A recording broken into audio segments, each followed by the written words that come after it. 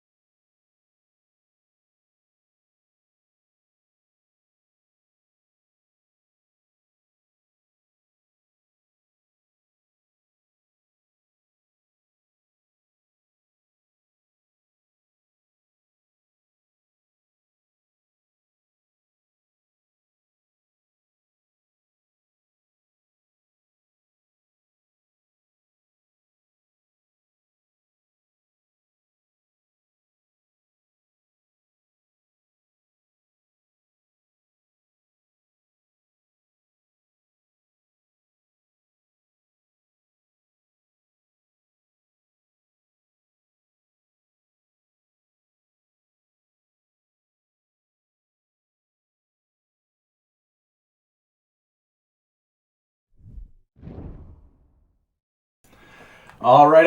Hello and welcome to Odyssey of Eternity. Tonight is our second ever Fireside Chat.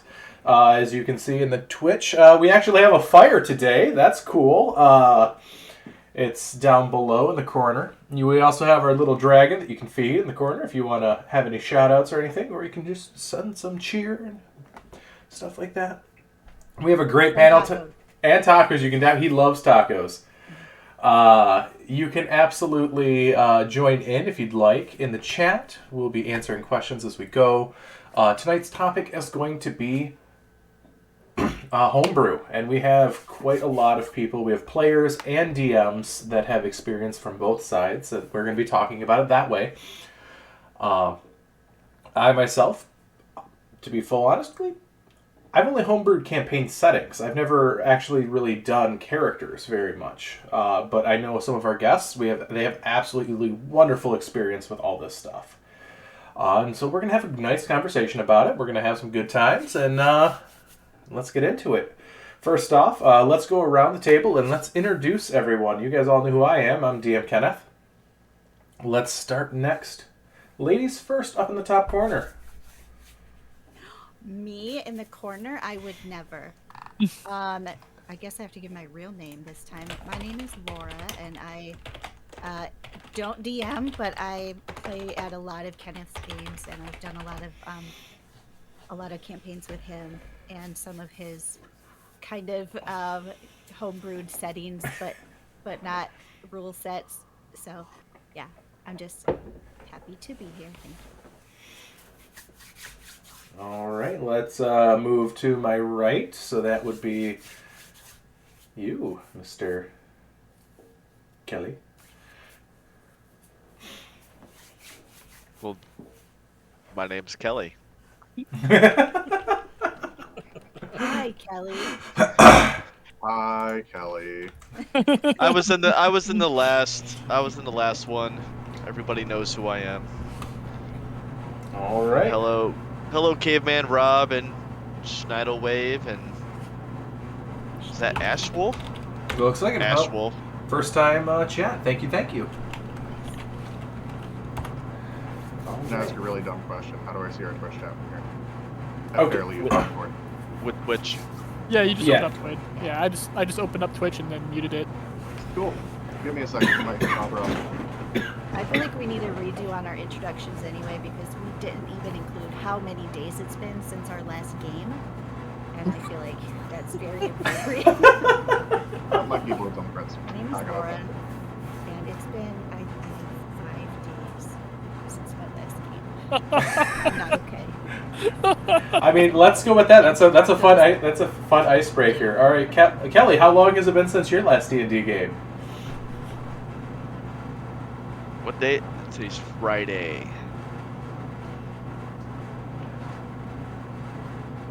I guess 4 days, because Monday I played.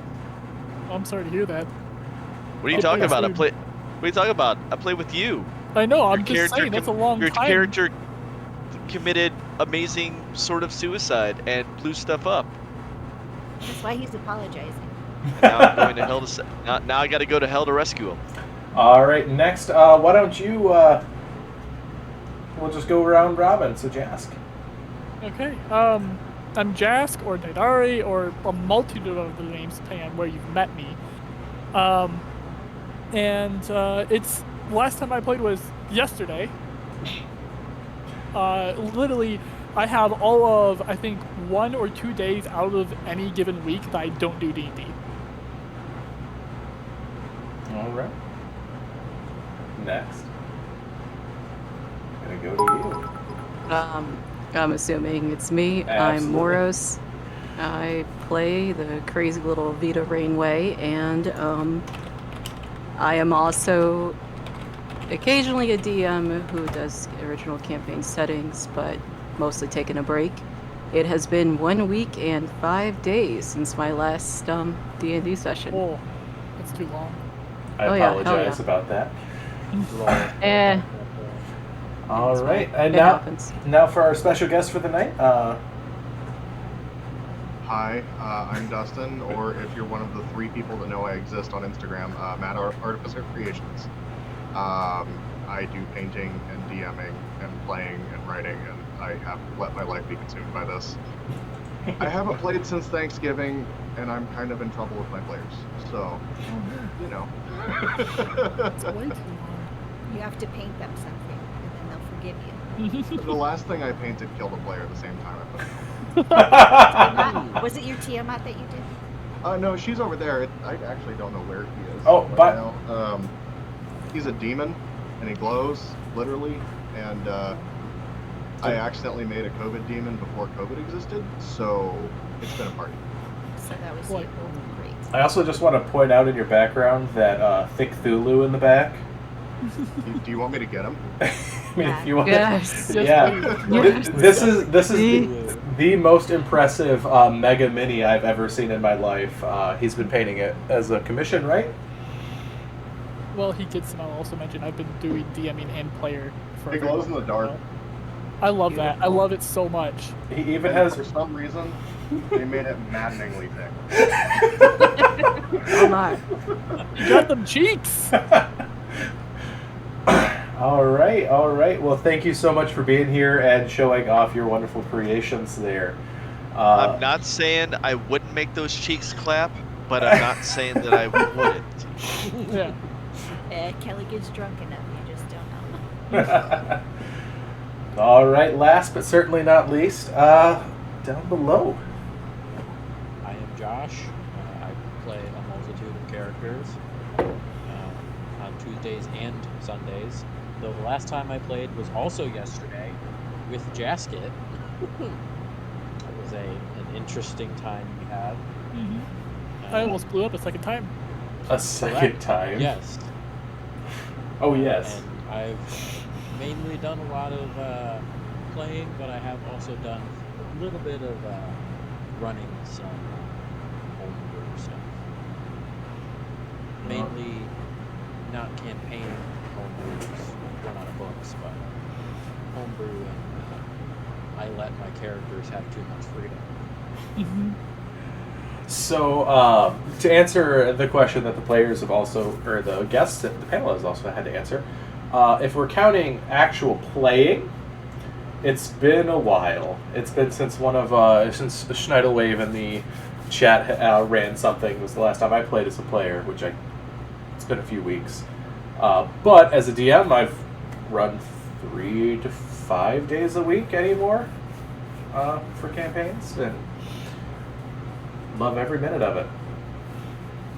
I think I found the COVID demon. Yes.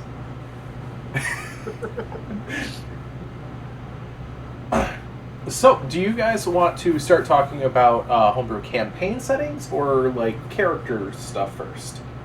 Or does anyone have any points that they'd like to discuss about first for homebrew stuff? I think touching on campaign settings is probably like the easier of the topics. I think almost everyone's going to be in agreement with that one. So it's going to be easier one to broach first. Yeah. So, I know that's the one I have the most experience with is the homebrew settings for the campaign.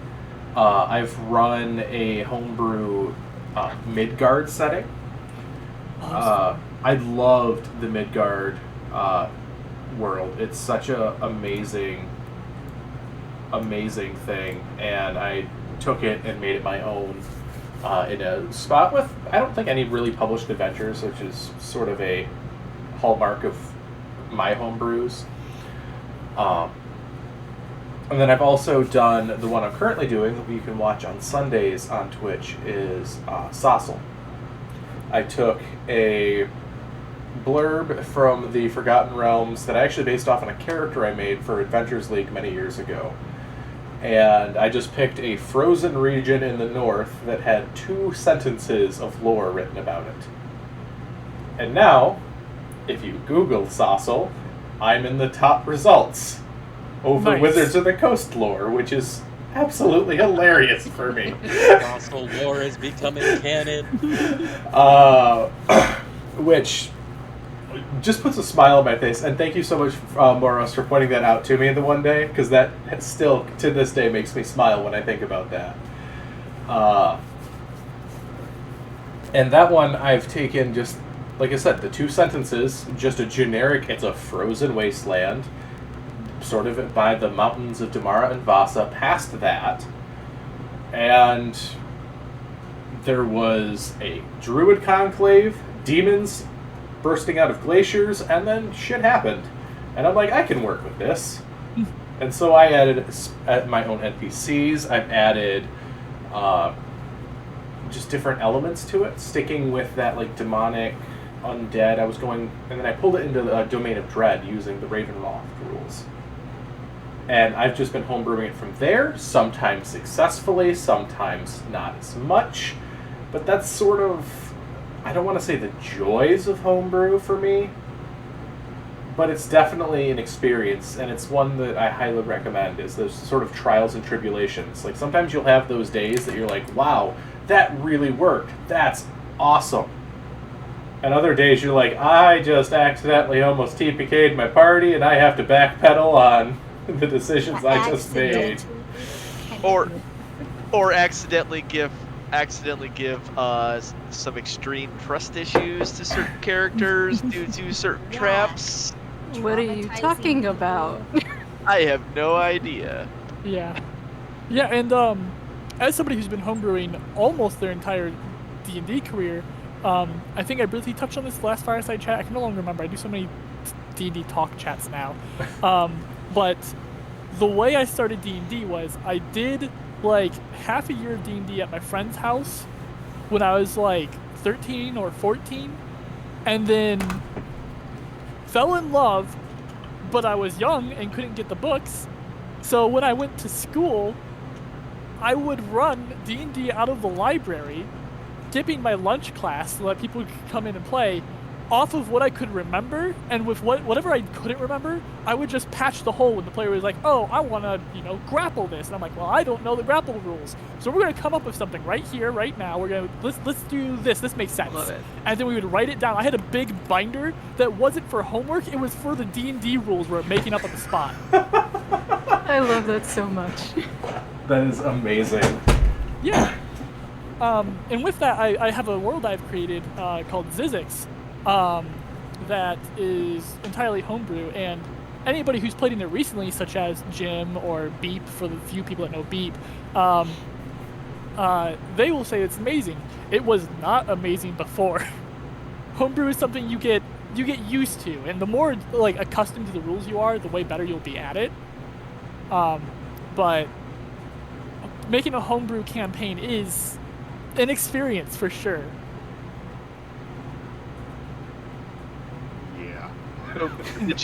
So out of curiosity, like when you built because I've seen like a lot of ways where people have built like maps out for homebrew worlds and things like that. They do the dice thing where they do like, they say 1 is water, 2 is mountains, and so on, and you basically just take a bunch of D6s and you throw it out there, and then you just kind of build from that to make your land. I had seen that years later and went, oh, that would have been way better. The map was already made. The map was made when I was like 14. I have an image of the map I can send into our Fireside text. Definitely.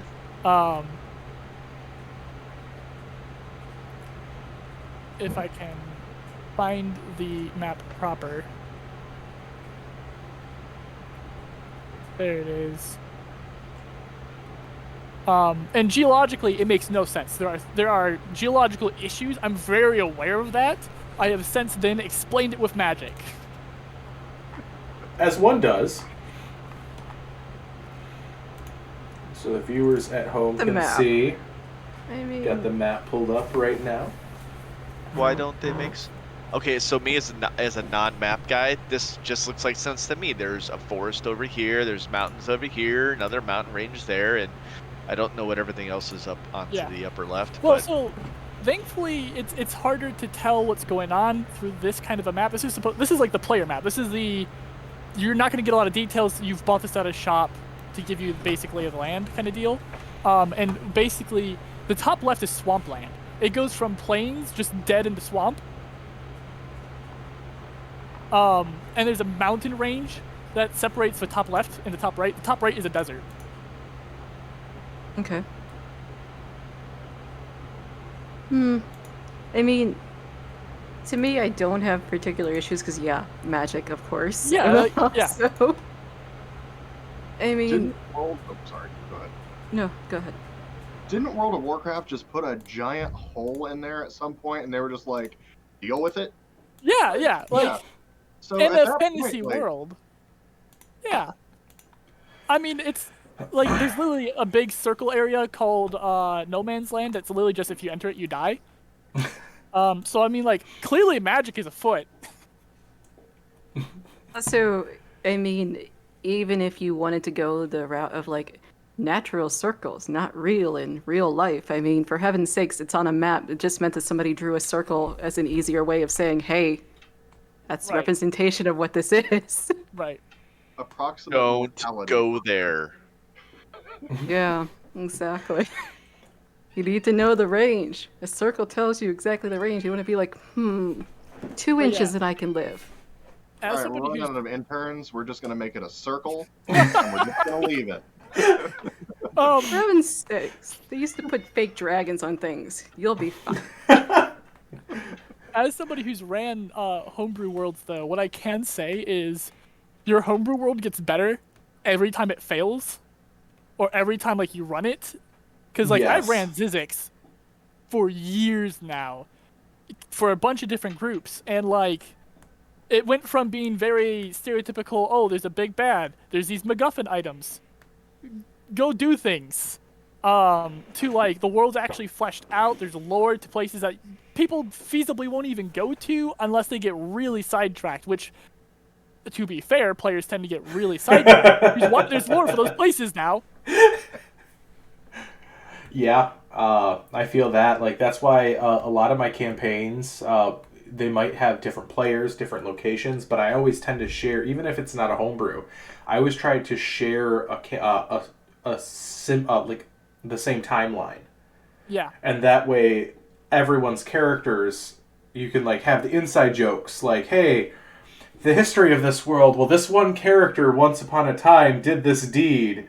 Yep. And that's why we have a festival with an elephant wearing jingle bells going through the streets of Waterdeep right now, handing out alcohol. Like... So, on that topic, I actually have... for funsies, I tend to just come up with religions. I actually have a pantheon of gods made up of players. Like, their characters did, like, different things to ascend to godhood. And in I like to be a Zizix, god. play one of my games and reach that point. I am. I'm very soon. But yeah, so like in Zizix, the main pantheon worshipped is that player pantheon. Which has been a really fun thing for the players who return to make new characters to see their characters like still existing in the world. Yeah, that's one of the best feedbacks like I've always gotten. If like when I bring back a player's character, even as it's just a cameo in the distance, like that just nod to their choices in the world and their impact on the world has always been. Hey, Dokro, welcome. Dokro, I know you wanted to. He's at work. Oh, he's at work. Okay. Yep. All right. Well, okay. So next up, we have the worlds and stuff like that, but then filling these worlds with people sometimes is a daunting task. And I know some of the most memorable NPCs I've ever encountered have definitely come from you, Dustin. Was it Bert and Ernie, the deities? Yep. Yeah. For legal reasons, they are now Bertram and Ernest. Okay. I don't need Sesame Street's hit squad coming after me. Yeah, Elmo's getting savage lately. Yeah, I know, it's great, and I don't want him knocking on my doorstep, coming after my pickups. But, Be more worried about Big Bird kicking in that door. Yeah. no, he's just delicious. Yeah, but Big Bird's probably related Gonna to do a Ostrich, and that bigger can grill. kick you to death. Thank you for posting the. Thank you, Josh. I Appreciate have that. it saved as a favorite, so you absolutely know I'm gonna post that immediately. So, If anybody does not know the meme, it's the one of Big Bird kicking in the door off its hinges, like, "What's up, mother Yeah. fuckers?" Oh my god. But okay, so Yeah, I will talk about Jester when it comes to my turn. Bertram and Ernest. I have to preface a little bit. I've been doing this for 10 years, and I learned on 3.5, and nobody told me that you didn't have to make up your own stuff. 3.5 is Pathfinder, right? The Pathfinder's Pathfinder Light. 3.75. Okay, so I've only Pathfinder- played 5e, just FYI. Yeah. I've only played 5e. So 3.5 is actually D&D. Pathfinder was, they looked at 3.5 and went, okay, so it needs refinement. Here's where we're going to refine it, and made it slightly more refined. Still a lot more of a mess than 5e is. Pathfinder is the Shonen Jump version of 3.5. Yes. But yeah, I had no internet when I was introduced to D&D, so I went to the library and downloaded all 60 Splat books for 3.5 and read them all over a summer, and decided, I guess I'm just going to let it consume my soul. And I decided to run a campaign, and it started with what was supposed to be a one-off joke of two redneck sorcerer brothers named Bertram and Ernest. And they are eternally wasted. And there was a cloak from a previous campaign that was sentient, and they used it to plug a leak in their moonshine still. That's not normally a problem. Being sorcerers and having access to magic and about 5 wisdom, they got tired of people finding the moonshine still, so they made it into a golem. So it could just up and move. And then the Cape took it over because they had to go deal with that. I love that. That's really fun. Now, quick question. Yeah. Was that 5 wisdom collectively between them? It shifted. They share the Sometimes brain one of cell. them would have 4 and one of them would have 1. Sometimes it was an even balance, but it shifted. They're like the 3 crones with the eyeball that share, but it's the Yeah. wisdom stat. Actually, cool yes, points. I was fully thinking of that from Hercules. And I was just like, this needs to happen. Since then, they have taken off. They are my second, I would say second most famous NPCs across all campaigns in 10 years. They just kind of show up at random now for people to more have the effect rather than them do anything important. I mean, once you get NPCs that famous, that's all you need. Well, the problem is they're now the gods of alcohol, and they don't know it. I love that. They're eternally drunk and they can't sober up. They currently have an airship that they won in a euchre tournament that they got from Asmodeus. And the demon bound to the airship, they think, is one of the investors in their flying bar. They have no idea they own him. That's He has really tried to kill good. them 6 times. It's really good. They just all thought, they're all emotion, no thought. That's how you run them. It's just the first thing that comes into your head, no matter how bad of an idea it is. And it's just, they're an adventure. I love that. Yeah, they're supposed to be a one-off, and they keep getting requested. So I just, yep. They don't know where they are, but they're there. That's how I have NPCs like that happen like that. One of them, my favorite one, is Ivan, the masseuse. I was going to bring him up. Anytime he came up just as literally a one-off, so they're like, oh, we're in the bathhouse. I want to get a massage. Well, what would be a funny masseuse? And like a Russian guy named Ivan, like, I give you a good massage. Just let me. And he took off so much that the player We almost adopted him. Literally every player has, like, it's been an Adventures League. I just threw him in there as like they needed an NPC to ask a question. Every campaign, there's always a bathhouse scene. He's in every bathhouse across the multiverse at this point as a massager, a masseuse, and the players love him. And then with our Tyranny of Dragons campaign, the party split the party 7 ways by going through a magical teleporting thing. So I just had I was homebrewing filler on the spot, so that way it wasn't just, hey, you guys just stumble through the woods and find yourself after making the decision to teleport yourselves in 7 different directions. So I needed to fill some stuff out, improvise, and I homebrewed a background scene that was a blue jay squirrel war of all awakened creatures because some druid went mad and just decided to awaken everything, and the Blue Jays decided that they were just assholes and chose violence. That's just reality. Well, Yeah, I was gonna say, that's just Blue Jays. well, yes, I based it off of that, but they were all awakened, and they met this skunk named Pinky, and the party fell in love with him, and so now every time they get a chance for a downtime, they like sending Stone like, "Hey, how's it going with the update with the war?" To be fair, it was actually the bear first that Well, we fell in yes. love with, who then gave up her own life to save Baxton, character from Money's Game, so a side character that he didn't mean to do anything ended up giving up her life to save this character.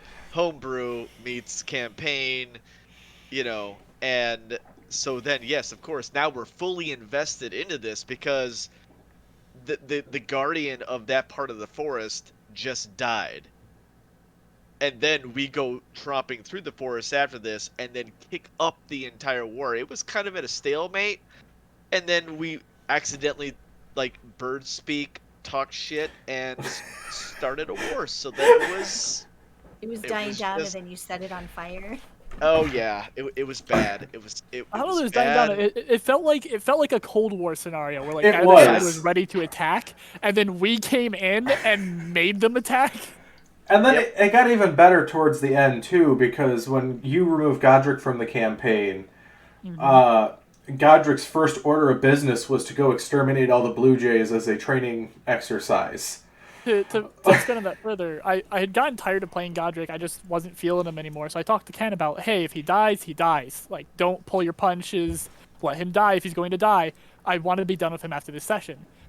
We then fought a dragon, and Godric, because of the dragon hitting everybody with slow and then walling them off, Godric soloed the dragon for, like, a good while. And I think it was like 6 rounds you soloed that. Yeah, like, he got dragon. some help through the wall and through people breaking through and getting some spells past, but, like, a large portion of that fight was just Godric bullying a dragon. And by bullying, I mean, because he had Shield Expert, he could... Anytime he hit something, he could push it 5 feet. It does not give a size requirement. He could feasibly push Tiamat back into the portal to send her home. There is nothing stopping him from doing these things. Hint, Ken. Hint, hint. I already needed to talk to him about Monday anyways, so... So, like, he just was solo fighting. Dragon literally just point blank was hitting him with breath weapons, and he was fine. And so he didn't die, so when he got back, the military conscripted him and made him a general. And so he took his legion and went to the forest to go kill a bunch of Blue Jays. Wait, didn't I put Death Ward on you in that fight and it popped off? I think Death Ward did save him, yes. Yeah, that was some of the help. Some help got through. Not a lot, though. I love NPCs that... the thing to me about a successful NPC is you never know what one's going to stay. It's all up to your party. Oh, absolutely. Absolutely. Like, it's kind of like really weird roundabout thought here. Disney tried to make Captain Phasma the new Boba Fett. Yeah. Who? Exactly. Exactly. It's kind of... You just really proved the point. I love that. I was like, who's Captain Phasma? They were the Phasma. Yeah, they were the Chrome Stormtrooper. Yeah. Oh, okay. In theory, they did all the things right, and everybody's like, this is lame. Yep. And when you sit down and design an NPC, and the party doesn't like them, you have 2 options. 1, accept your defeat. 2, make them earn it. Yeah. Yeah. Like, if you're not hurting them and you're just kind of messing with them, it's not a big deal. I am somebody that likes confuse, don't abuse, don't overdo it, just have a little fun with them. But I feel like the more terrifying part is when you make up a character off the fly. Yes.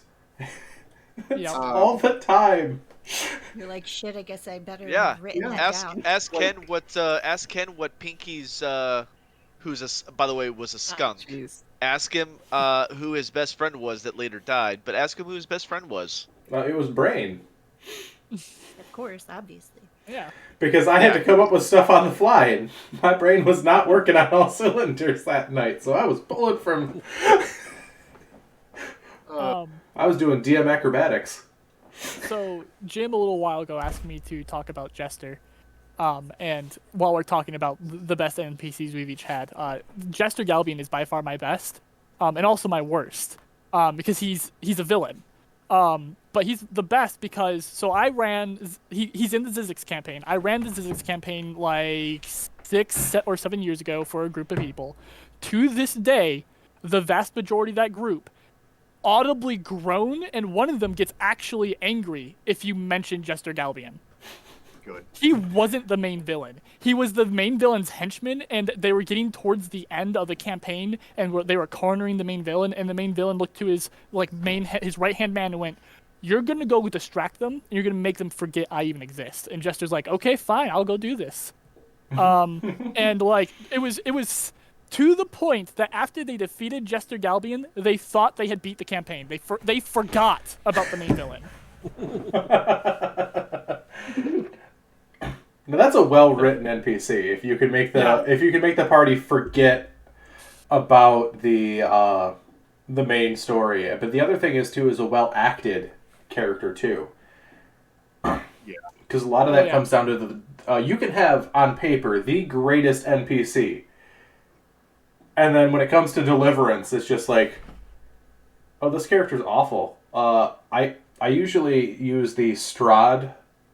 I call it Strahd syndrome. Because Curse of Strahd is the biggest example of this. And I love on TikTok seeing all of the Do Strahd's voice in a non-Romanian accent. Yeah. But because it still proves the point. The second you allow that character to no longer be terrifying, or the players make a joke at their expense and then that joke sticks, that character no longer is a good character. The party has no respect. It's just, we're going to do what we want in this place, and you might be a nuisance to us at this point, but we have no fear of God or anything at this point. Yeah. Or if there's no response to basically killing of a party member or almost killing of a party member for the talking of the shit, and you're like, oh, okay, power word kill, or something to that effect, like insert something to. And also, go ahead. No, that was it. That was really. Okay. I didn't really actually have anything to follow up with. Also, I would say, when homebrewing your own villains and stuff, know what your strength is for playing the kind of villain that you're trying to portray. Because, again, you gotta be able to play the villain right. Like with Strahd, once you do a different voice with him, if you don't do the right kind of voice, I personally prefer Strahd without the Romanian accent because it gets into some wishy-washy territory with that. But you don't want to have it be a goofy accent. You don't want him sounding like a Minnesotan, right? Because that's going to sound really I was just about to do an example there. Yeah. Looks like you came to Ravenloft. Yeah, exactly. Or like Fargo. Just sound like he's coming from Letterkenny. That's what I was about to say, Letterkenny Strahd. So, Jester Galbian. Pitter patter, let's get at her. The reason why Jester Galbian was so successful is because I do smarmy, sarcastic asshole really well. And that's what he was. To get a good idea of what Jester Galbian's whole vibe is, if you just Google Tybalt Magic the Gathering, you'll get a very smarmy, sarcastic-looking tiefling. That is his vibe. The only planeswalker that matters. I agree with that one. I 100% agree. I disagree only because necromancy is bestomancy and Liliana the Veil. But So before we get way too off. Oh, did somebody else have something to say? I'm sorry. I was just going to ask some of our guests who haven't said much if they have anything they would like to add to this part. The fact that you absolutely have to be careful with how you play a character, because I can attest to the fact that once Strahd makes one slip up, there is no remorse from your players. Take it from someone who had that happen to them. Yep. And it's not even Strahd, it's any NPC villain. Yeah. So I do have a question on this, because I've only run about that much of Strahd, and that's basically past the Death House, and I've ran the Death House and like got that, and that was it. And I know we're kind of deviating from Homebrew, uh, but I guess what I don't understand is the issue with Strahd becoming not scary. Is this due to the book and how it's written for conversations and what to say to the party, or is it how the DM basically gives the conversation and portrays the conversation and the the big bad? For me, it comes down to no. The DM has to stay like for especially for a very charismatic leader like Strahd, or villain like Strahd, is the DM has to stay in that mindset the entirety of the time while portraying Strahd. If the party makes the DM crack, it can come out as that a lot, and I know that's not. It's not easy to do because like example, my Thursday campaign, I can't stream that one because I'm We're a literally bunch of dirty assholes. you're killing me every Thursday because I'm like I literally have to have like 2 inhalers literally right next to me, like ready to go at any time. Yeah. Well, that, and I'm pretty sure you know, very your quickly first get you ale. banned on Oh god, Gort. The first AL thing you ever run, and a goblin bites a vampire to death through sheer barbarian rage. You know. Yeah. Also, by the way, Dustin, we do have someone in the chat asking to see the COVID demon because you brought that up earlier and we never got a chance to see that. I didn't want to interrupt. He's based on a Bulazao, and this camera is not my mini painting camera. I'm sorry. I can send pictures to you to put on something, Instagram, I don't know. But he glows. And he was actually going to be something I talked about with homebrewing characters. That's awesome. Yeah, anyone, by the way, in the chat, please make sure to check out Mad Artificer Creations on Facebook. Are you on Instagram as well? I am now. I remember to post. When I remember to post, I exist. And just so we're clear, he did not make this when COVID happened. It was prior. Before, So yes. he basically is the one that caused the plague that we were all now dealing with. He gave Please. it physical shape, which summoned it to our world. So there's a Yes. book. There's a book about making your own plagues that was written by medical students that I found an article on and bought it off of Drive Through RPG. Is it in Latin? And No. did you read it all? I did read it all. And then I sat there and I thought, man, so this is November, like right before COVID is announced. And the last thing I need to do is make the disease. I've done everything else. I've got the villain. I'm like, man, what would be something we haven't seen that nobody would have a good plan to react to? And I'm like, well, what about a long latency period? Like, something that's going to spread. I'm like, 2 weeks would be really devastating. I'm like, well, if I put it in the food, that's a pretty easy workaround for my players. But if I make it respiratory, nobody's going to think twice about somebody coughing. One of my players is a COVID nurse. And I had to spoil the entire campaign to her as soon as this started, so I could be like, I understand this could be a traumatic experience for you. Do you wish to proceed? She goes, do I get a chance to kill it? Like, maybe. Yes. Goes, there we go. Okay. Yeah, I accidentally kind of designed it. Yeah. Yeah. The power of homebrew, accidentally unleashing a plague upon the world. So that brings up an important topic of like touching on things of like traumatic events and being able to process them through being able to fight them, right? Yeah. Or traumatic things such as in my homebrew world, because I've had people argue with me, oh, racism's going to exist no matter what. I've been like, okay, you know what, fine, it does exist. And the king has outlawed it. You're allowed to do it in one city. There's one city where you're allowed to be racist. If you caught anywhere else, they execute you. Like Las Vegas for racism. They basically went, okay, you're allowed to be racist. You're all going to go mosh pit it out in that city and figure yourself out. If you do it anywhere else, I'm killing you. It's like it's basically the purge, but located in the city. And so because of that, and because humans are just goddamn cockroaches, humans now own the city because no one else survived. And so now it's a human-ran city full of racists, and you're allowed to go there and just ruin it. The king literally won't do anything to save the city. Gary, is that you?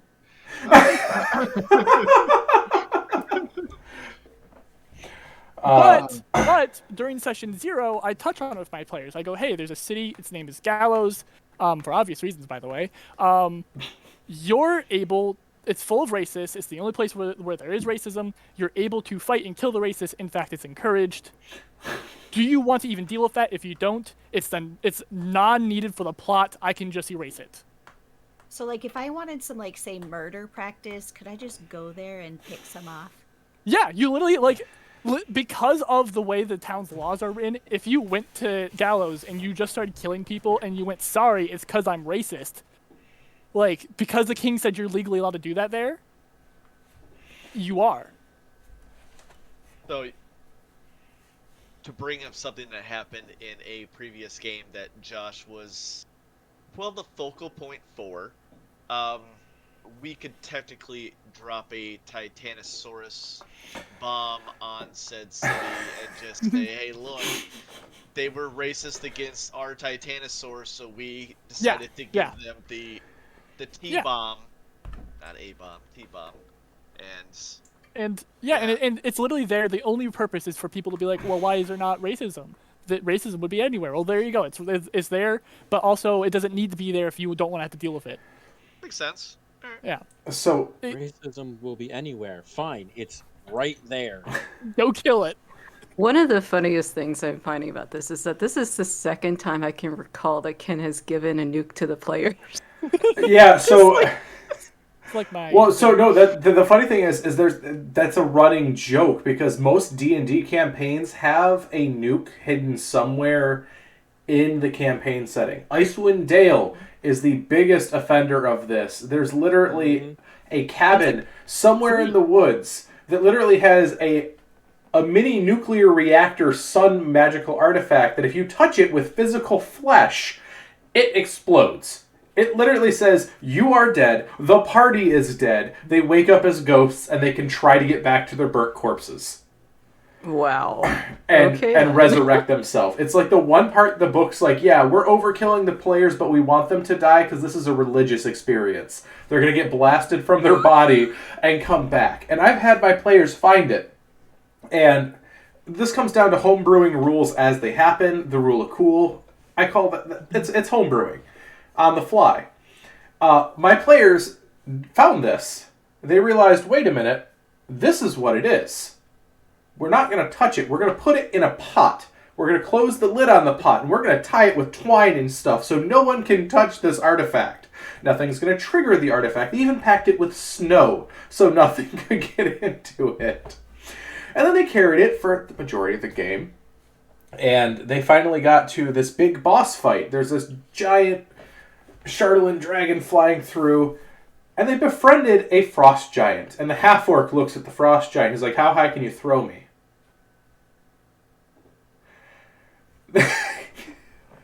The half-orc grabs this bucket. Gets thrown up into the air at this dragon. Climbs into the dragon's mouth. Opens said bucket and pushes his hands right to it, detonating himself and the dragon. However, he's a half-orc. Half-orc resilience. 1 HP. His smoking husk comes falling to the ground into the snow pile. And where his party is waiting with healing magic, survives the crash. Nuke. There's that. The other nuke. Good job. The Titanosaurus nuke. The one party, a TOA campaign, you can watch it on Tuesdays, they decided at one point, because I added on DM's Guild, there was Beast of Jungle Rot. It was a supplement for Tomb of Annihilation. A great supplement. It has great stuff in it. They had a Titanosaurus, which is like a huge Brontosaurus-looking creature. Party seen one of them off in the distance. Thought nothing of it. Until they learned polymorph. And they remembered that dinosaur off in the distance. And they started using it to run through the jungle. And I remember one night, we had an engineer, I believe, at the party.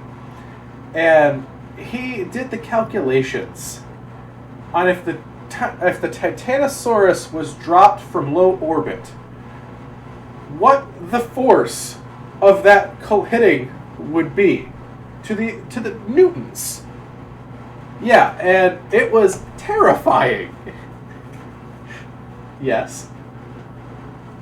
This brings up a very important rule about homebrew, because it's weird this has happened to me too.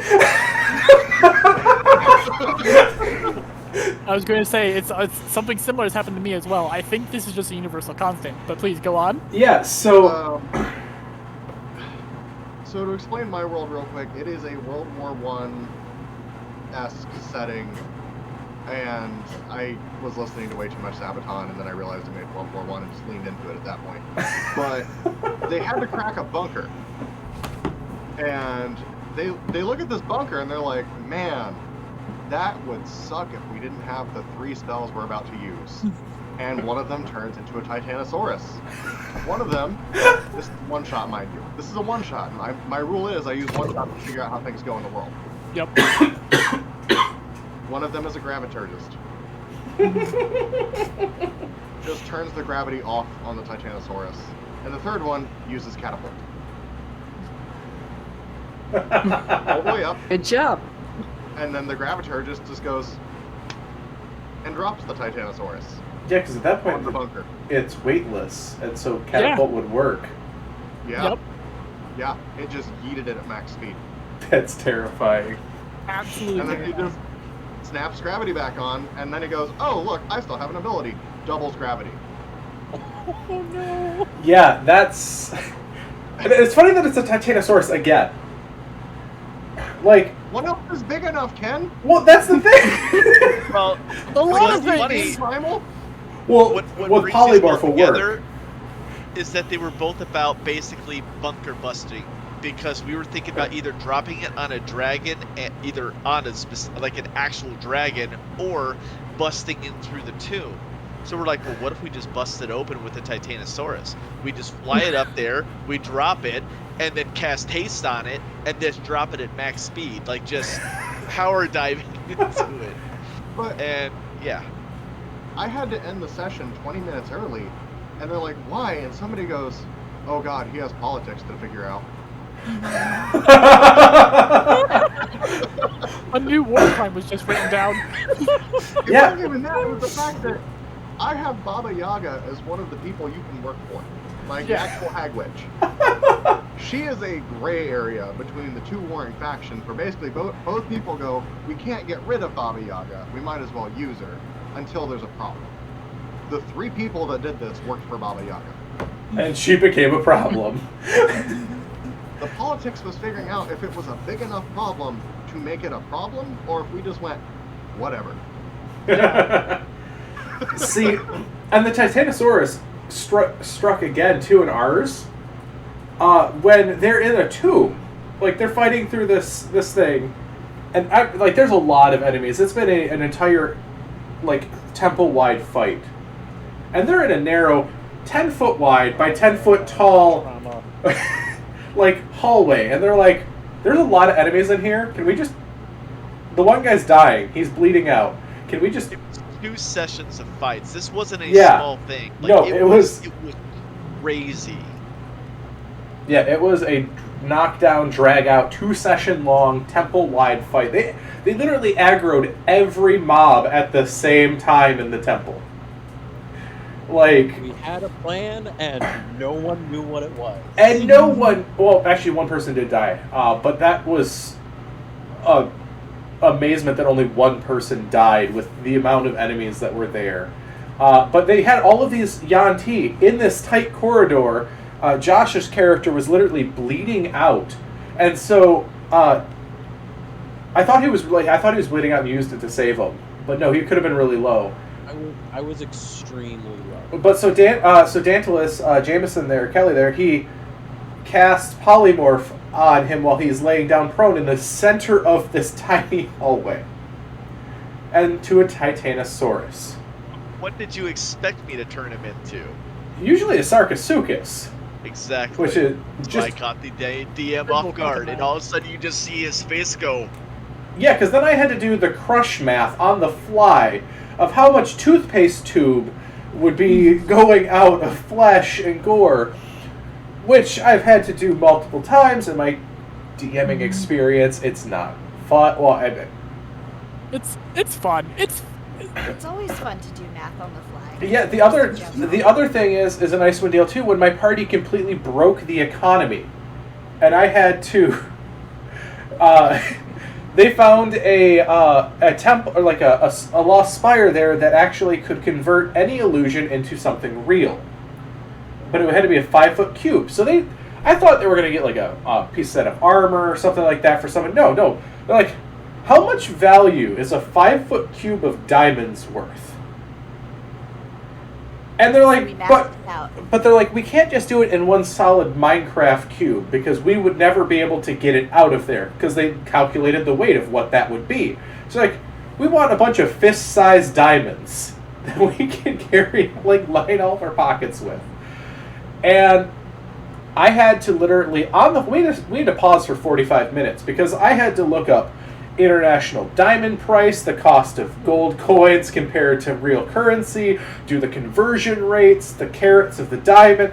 I had to do genuine geomancy and economics to figure out how to deal with this. You're welcome. I think there were actual graphs that were put into the chat at Yeah. that point by Laura and somebody else. Like they put in like an actual table of like this conversion to this because of what we wrought, what we did. We're like, hey, how about we just do this? This should be great. And it's things like that At least too. you gave us a time limit.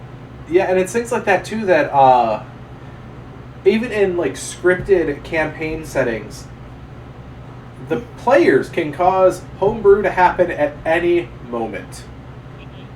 Because they're like, I want to do something like this. And welcome, Undead. Hello. I mentioned that. Hello. Glad, I am alive. glad you're alive. And So contrary, didn't you? contrary to your username. While you were telling your story about like the diamonds and like your characters breaking the economy of like taking handfuls of stuff reminded me of a thing that happened in my what I consider my first D&D campaign after a while of not playing after high school. The party found these berries. I forgot what they were called, but they were zappy berries. And naturally, as a curious new party, we were obsessed with them. So most of us took handfuls and handfuls of berries and put them into our jackets. And like one of our, like I think our barbarian, because he didn't wear clothes, took one of like his shirts or like jackets, shoved all of the pockets and like everything, like tied the ends, filled it with berries. Later, we were in a fight, and the barbarian decided to throw the shirt with berries. And the DM didn't consider how many of those berries were going to affect that area. I think it was like an owl something.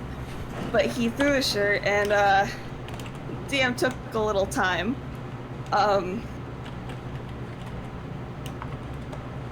It was a little big, and one of our party members, I think, died. But yeah, that happened. Was very interesting.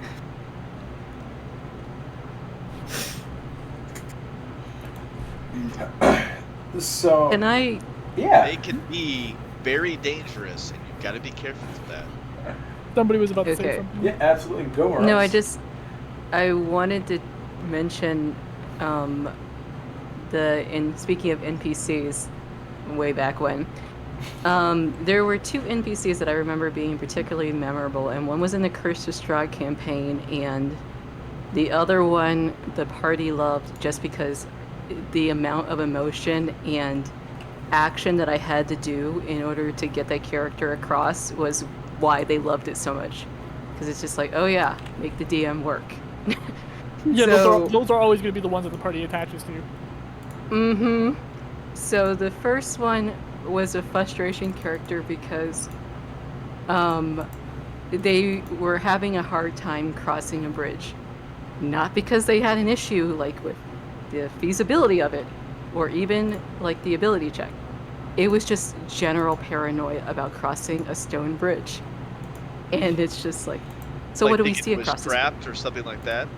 Yeah, like something was going to go wrong on this bridge. And I'm just like, okay, it's just a bridge. No, something's clearly wrong with it. So finally, I reach a point where I scream out, there is a bear shitting upstream. Clearly it's fine. Clearly it's fine. And from then on, every time they reached the bridge or anything that they were paranoid of, they were just like, where's the bear? Where's the bear? And then they wanted to know how the bear was doing and what the constitution of like the poops were. Oh my god! Why? Players What latch have I on. created? Players latch on to the weirdest stuff, and as a DM, you have to research the weirdest stuff sometimes. So Yeah. I have a question for the DMs that are present. Then Yes. would it be easier to just not plan a single NPC and not plan out anything you're gonna do because you want all of your NPCs to be loved? You know, I've done Yes that and no. before. Yes and no. So like Yeah. my DMing style for the most part is I have point A, I have point B planned. I do not plan anything in between those points, and that includes like a large part of my storyline is literally just me improvising in between. Like you're going to one place to another, you're going to meet a bunch of people. I do not have those people planned out at all whatsoever.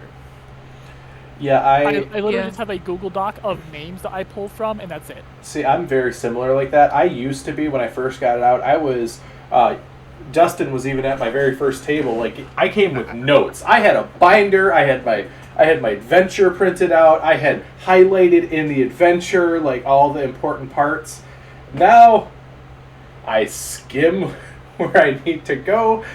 I know the general just plot line of things, but like every time I take the effort to plan out a wonderful encounter, a wonderful like NPC stuff like that, the party always goes the opposite direction, and all of that time I just spent I spent prepping not usable at that moment. So like honestly, I love the improv. I love just coming out with stuff. Like I have my outline, but that's all it is. It's an outline, and I let the players establish what the story is. I'm very convinced that there's a cosmic balance that the more time you spend prepping, the more likely your players are to just ruin it. Yeah, don't get attached to like literally anything.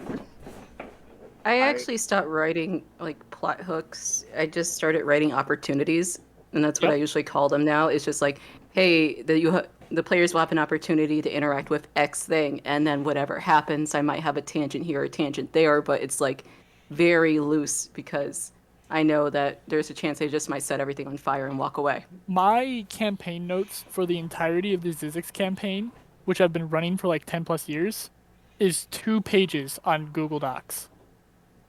That's it. Yeah, like my Saucel stuff. I have like a really nice like little like adventures like campaign book. The first I labeled it per session, and each session the prep gets smaller and smaller, and now it's just like party gets lost in the woods. Next session. So, Morose, when you say like when they have opportunities, so it's like they could run into NPC A, B, or C, and then A, B, or C will say, "Hey, look, we've got these 3 threads that you can go to, but you are going to wind them all still to go to the same point. It's just going to go through a different roundabout way, and they're going to do a bunch of stuff." Is that basically it? It can be, but sometimes it's less planned out than even that. It'll be like opportunity to meet a dragon because they went into a cave or something. Yeah. and it'll just be like whatever that dragon is like will be on the fly or something. It can get crazy, or just like random tree found, and then I'm just good with that. So Just initials signed into it, and they're like, we walked out here for a tree.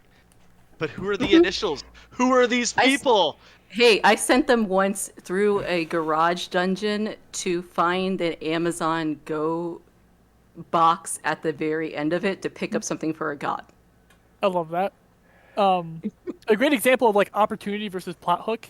At one point, my players were traveling along a road, and there was a cart that was overturned, like it was upside down, and the stuff was scattered all around. They could just pick up the stuff and go, but if they got too close to the cart, which there was decidedly nothing near to the cart, everything was scattered out. If they got too close to the cart, they would get stabbed because a bunch of kobolds had flipped over the cart, dug a hole under the cart, and turned the cart into a little wooden bunker, and then carved like slits into it that they could open up and then stab through. And like it led into a whole plot line of these kobolds who are actually using like good war tactics and stuff, and they're being led by a kiter, which is a kobold drider. So like jumping spider lower body, kobold upper body. That's adorable. Gross. And then we see the two sides of people. Just out of curiosity, because I know your love. I have understood, and now I have Experienced and now understand your love for kobolds. Yes. Were they a part of a union, sir? Actually, Need to know this. genuinely, the reason why they're there is because they were part of a kobold clan that was very oppressive and mean to the like lesser on the totem pole, and so they left. So sort of. The union. Okay, we're still in line. So moving on to like the next topic here, I want to talk about is something that I've been really into lately, and that is homebrewing creatures. Like, Yes. be it just changing the stat block of a creature, changing DCs, to completely rechanging what the creature is, or creating your own. I've done this quite a bit, especially lately. My TOD campaign, Tyranny of Dragons. My favorite one that I've done in a while is we had a subterranean dragon come out. God, I love him. And I just used the deep dragon statistics as a base, and I'm looking at the stat block. I'm like, you know what? I don't like this. Like, it's a cool concept. I love the concept of this dragon. I love the look of this dragon. But what if it didn't have a breath weapon, but a spore cloud that it did? Like, it is a fungal dragon. And, like, it just was mechanically a cool creature, I thought. And, like, you were asking me, Jask, if you could use it and for the stat logs. I'm like, I made this up on the fly. So Ken, you're saying that it was deep down with the funk, and it was a You're grounded. It was a funky dragon. Just stop. I will move you to the grounded room. I have that power. Yes, Dustin. I feel like I am awkwardly capable of talking about this. Oh, because I have a World War I campaign. Find me an official 5e book with the stats for a Mark V landship. Right. I have had to... What? Yeah, the landship. The giant tank if you play Battlefield 1. Or a Land Raider if you play Warhammer. Because that's what I use. I have had to figure out the D&D stats for a freight train, a war train, the cannons on the train, a light tank, a tractor, a crane, the big tank, a zeppelin, airplanes, an entire thing of airships. Like, not just the basic airship. No, we have like a bunch, because of course we do. Nobody's just going to make one airship. That's boring. I have then had to... Huh? Did Descent into Avernus help any with that? Because, like, they had those war vehicles and things like that. Did it help you at all, or no? That would have been great if it was out. Oh. This is before that came out. Yep. Okay. Yeah. I'm going to mute myself again. Can I just say that The fact that you had to figure out of all of those like big, heavy, like war machines, and then a tractor. I can just imagine someone riding you take into the a battle on a tractor. No, so you take the tractor and you figure out the D&D stats for a tractor, and then you look at everything as derivative of a tractor. Yeah. What is the tank if just not a giant, fat tractor? Which, like, if for those that don't know, that actually isn't too far off, too. Yeah. Like, Yeah. genuinely, that's not that far off. So that's why I found the tractor. That is the common denominator between a surprising amount of things that put cannons on. Yeah. And then I just took the Unearthed Arcana airship and went, what if it didn't suck? And then I had to figure out carrying weight for balloons, and I had to figure out all sorts of things, like what if they pop the balloon? The reason I bring this up more than anything is, to me, Homebrew is going, where are the gaps? Yes. In my campaign, what is missing? Sometimes you have to figure out the alchemical reaction of what you're going to put in a tractor to make it go if you don't have gasoline. Other times, you're going to put barbarian levels on a dragon, and then they make a meme about it 4 months later, and you get called a jerk. I did it, yeah.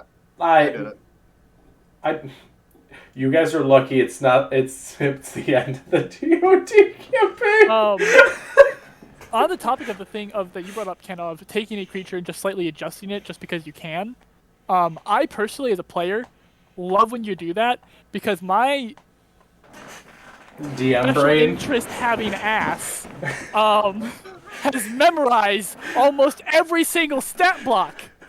So often you'll be like, oh, you see this, and I'm like, I know exactly what that is. I know exactly what I need to do to defeat that. You are And doing then, way like, better than me. and then like, I'll roll the hit, and I'll be like, oh, a 16 is going to hit this creature, and you'll be like, miss. And I'll be like, he changed it. I know nothing. I don't know what else he may have changed. Yeah. I know some but people. that's also good though, because it also keeps. Yeah, no, that's what I'm saying. Like, I love that he does that. See, But it also keeps the players, and I hate to say this, there's always going to be, I shouldn't say always, there is the chance they have one in the game that is going to read ahead into the book, that is going to think they know the encounter, that is going to try and beat the DM and win D&D. Yeah. And that is exactly why I started doing that. When I did Adventures League, you'd get at least 2 people at every table that would do that. And they'll get mad. They will get mad. Because I've seen people get mad when I change up the stats on something. They'll be like, oh, it doesn't have an 18 AC. I know it's stat block. I have it up right now. And I'm like, that's not the monster I'm using. Rude. And secondly, you're welcome to walk away and go DM your own table. Yeah, but you shouldn't be looking up a stat block in general, because your character doesn't know this. Your character has never fought this. You have to be your character. If I'm not, like, that is correct. You have to play it as you don't know what this is, and by any of that is cheating. In my mind. One of the reasons why Styx has such a special interest in the Nine Hells, it's not because that was part of his character in the start. That's because I have a special interest in Nine Hells. I know everything there is to know about the Nine Hells canonically, and like there would be so much like of me being like, okay, does Styx know this? Feasibly, he's a pyromancer. What does he know? What doesn't he know? He's a pyromancer that knows a lot about fire things. And so I was just like, you know what? He has a special interest in Nine Hells. He studied it a lot. I'm lucky. I have a lot of players that I love my group, like my main group. I am blessed. They cause problems as everything. But they roll with things. They're like, blew up sure. a dragon with a nuke. Yeah. My player's like, sure, we'll get on the train. The beautiful thing, they don't have stat blocks memorized. Nobody at my table has stat blocks memorized. Because you can't beat my monster if I don't know what it does.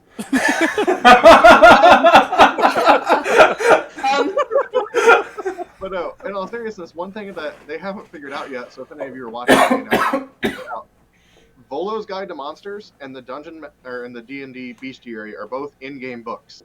The rule is, if you find one, on your turn, you have 6 seconds to find it. Yeah. So if you can, in that 6 seconds, find that page, congrats, you get the base stat block. Yep. If you don't, you wasted your turn. Not my problem. Yeah, I love that the fact that Volos is actually in it, and because in Mad Mage, or not Mad Mage, Waterdeep Dragon Heist, you can find it. Like, he can't give them away to the party. And most of the time the party member's like, ew, it's Volo's book. Gross. And they just, like, throw the book away real quick. So, I have a question for the DMs, and this is sort of homebrew. It's something that I saw on Twitter not too long ago, and it was a sort of well-known DM that kind of came out and said how he basically ran his, like, I'll just say boss encounters, and then also the BBEGs, their encounters. He doesn't do HP at all.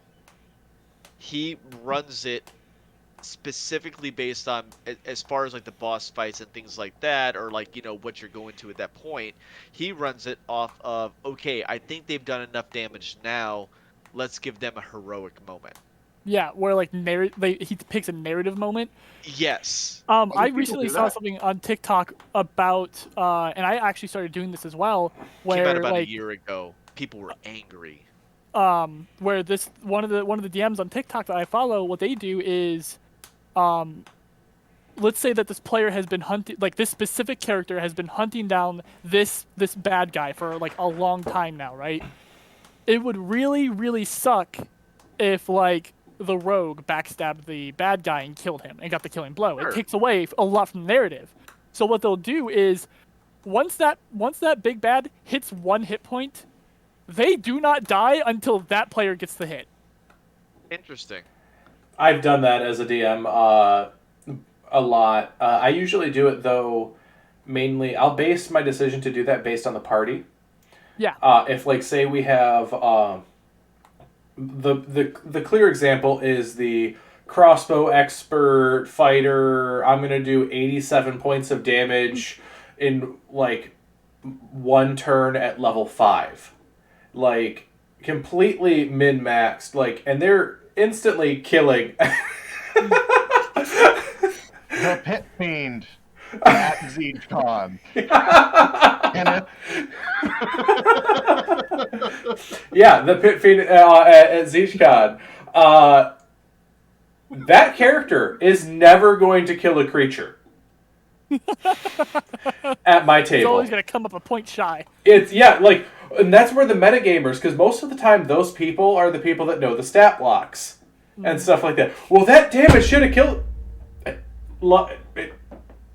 had a life insurance card. I don't know. It ate a really good snack that day. It's got to deal with the demon. Yeah, and like usually I'll have, like, if there's like a little kid or something at the table, that kid always kills the boss. Yep. See, that's cool. You did that with my daughter when we were playing Curse of Strahd, because she had gotten really upset because Strahd, Curse of Kenneth, hunted her down, and she was actually 13, but she was playing a 10-year-old light cleric, because, you know, she's my kid and she's amazing. But she was really upset because that was her first time. She was really new in D&D when we ran that as well, but that was her first time that a character kind of died, but it wasn't a full death. It was Strahd, so, you know, she came back. But she was just really upset about the process of dying, and yeah, there were tears. But then when she came back, I was playing an assassin because that's what I do the most, and I just did like a shit ton of damage, and I was like, he's probably gonna die, and I think that he probably would have, but that you saved the last kill, like the kill shot for my daughter, because she needed that. So I loved that. So for that encounter, I had to do some improvising on the fly, because you guys asked me to end like a week or two early, because we're getting close to the end of the book, because people had to like leave the table and stuff like that. So you wanted the solution to the end of the book. So I pretty much rewrote the ending of Curse of Strahd, that way it could wrap up in a session. And if you remember, they found all of those alchemist fire, they put them in a bag, and they bombed Strahd. me putting, and I at first I'm like, wait a minute, no, that's not, because it was a lot of Alchemist Fire. It was like over 1,000 vials of Alchemist Fire that they just flipped the bag of holding inside out above him with a giant eagle and just carpet bombed Strahd with all of this Alchemist Fire. And I'm just like, that's not a satisfying end. I'm like, he had a. It's kind of like terrorism. I'm like I'm not he. sure. I'm like he had a doppelganger that he was using to lure you guys out to waste your big attack, and he's in the rafters just looking down at you laughing. Yep. Oh, this was my written ending. This was his written ending. Yeah, this was my written ending, not the book. So, and so I had to like completely like, he's a doppelganger, all this stuff. That way, and none of that exists in the book whatsoever. I just didn't want that moment to be taken and made trivial. Yeah. And so, like, I will gauge, like, based on the party. Like, do I do the HP? Do I do the... I just want to see how much damage they do. If there's a paladin in the party that can do 100 and some damage per round, looking at you, Aaron. Have they like earned the victory? At that point? That was the one thing that the DM the reason why I brought that up is that he said he wanted his players to earn it. He didn't want something to be like an easy victory. He wanted them to earn it. And if it ended up being 3 down players and then they finally killed it, even though they may have killed it like 4 rounds prior, it felt like to the players that they earned it more. And the worst part about this is that the hate that this guy got when he revealed his DM trick on Twitter, there were DM players that were just horrified. How dare you do this? And like as like somehow this is some big betrayal, but on the other hand, he gave his players a much more satisfying adventure. Oh, absolutely. People were dying. This is gonna be this, and we won. We got to bring everybody back. Like, you know, people like they died, they went down, but we were able to like keep them alive. But man, oh, that was a messed up battle. Like, whoo, I don't know how we survived that. Versus, yeah, we just one shot the boss in a round. Exactly. I crit 288 points, 5th level smites. Yeah. Dead. Okay. Where do we go next? Looking at Ken again.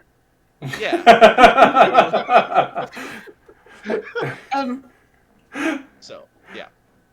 I mix. I do. To me, we'll get to you in 1 second, Undead. I did hear you, so we'll get to you in just 1 second. I'm sorry. So finish your... Okay. Yeah, It's all good. Finish your thought real quick, Dustin, and then we'll go to Undead. So going back to the COVID monster, who was a horrible demon, my players already know, so it's not a huge spoiler. He has the HP of every infected person on the planet. They did not learn this until they wailed on him for about an hour, and he just kind of laughed the whole time, because every time they deal 10 HP, somebody dies. Oh, that is filthy. Oh, I really like that. Yeah. wait, so that was like a what? Oh, Like a you're voodoo really doll talking thing, about it. or Yep. And if like you let where like Every 10 HP, he just sucks somebody's life away. And you know, that kind of sounds like this other time, like in like my first homebrew of like in my first campaign where we came across this one enemy of what was it that was part of the barbarian's backstory that we had to fight, and there were 2 characters tied to him. Like there was like you know, like tethers to him, and like I can't remember how we figured out. I think we just figured out via hitting him that it was doing damage to the barbarian's like father and sister. And me being the reckless little fighter I was like, what if I walk in between the tethers? Or I can't remember who like decided that, but like one of us decided, let's get in between the tethers. And the DM was a bit impressed that we figured that out. Just like, oh, we're like, because the tether would then move to us, so that we shared HP instead, and can do damage to him without hurting the siblings. And that's one of my favorite things. It's hard because you have to make it fair in some way. Right now, Yeah. it is in no way fair at all because this is a continent-wide, full, like, reality-sized pandemic at this point. And I designed this villain to upset every one of my players. I got a little weird and really studied them as we ran through the campaign before this and really noted what's important to all of them. He killed the guy that hates unfairness. Yeah. When you say like when you studied the people like in the prior campaign, do you mean as in the players or Yes. as in the... Okay, thank you. I studied Yep. my players because I want this to be a demon that they all hate with I- a passion. I've Yeah, done yeah. that. I've done that for villains and stuff like that too. Like I know certain players have buttons that I can push if like, not like in a bad way. Like I know for like But in a way Laura. that'll get an emotional rise out of their character. Yeah. Yeah, like an example, like Laura, I know I can put a child character in a situation of where, like, hey, I don't have a family, I need to do something, and almost every character I've ever met of yours will adopt that child on the spot. I It's good can't to help know. it. This is Because good to of know. Like, I like, literally can't help it. See, I try not to get that personal. Mine was, this guy hates when things are unfair. So Yeah. naturally I thought, what is the most unfair way I can get this guy HP? Another one hates if he can't just take a guy's weapon away. Well, I'm running a Gestalt campaign, first of all, so if you're not familiar with that, it's 2 classes at the same time when you level up. It's a mess if you're a DM, but if you know what you're doing, it's awesome. Yeah, it's cool. He's also Gestalt. He is a Plague Cleric Way of Mercy monk. And Mr. Disarm Everything took his main weapon away, and then the monk came out.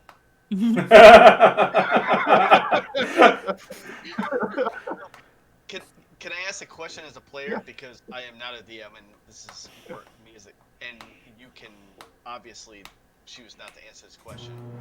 Would cure disease work on the plague on the big bad to reduce his damage to everybody that he is infected?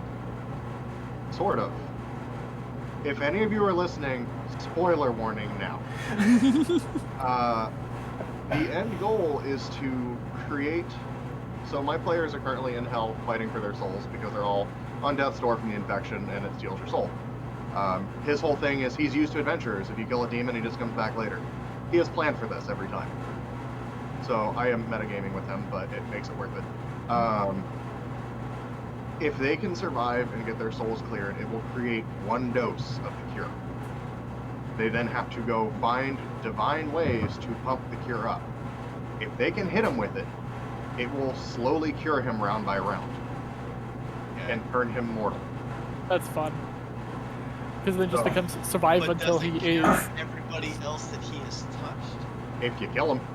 See, but wait, but you said he takes the 10. I'm still getting over the fact that your players just committed a genocide trying to wail on this guy for hours.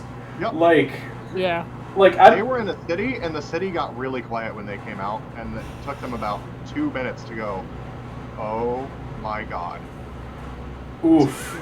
Were they able to like resurrect any of the people, or are they? They're is dead. Is this something that's very akin to the death curse into Annihilation, where worse. somebody? So this is designed to infect people that are normally disease-proof, such as the 2 paladins in our party.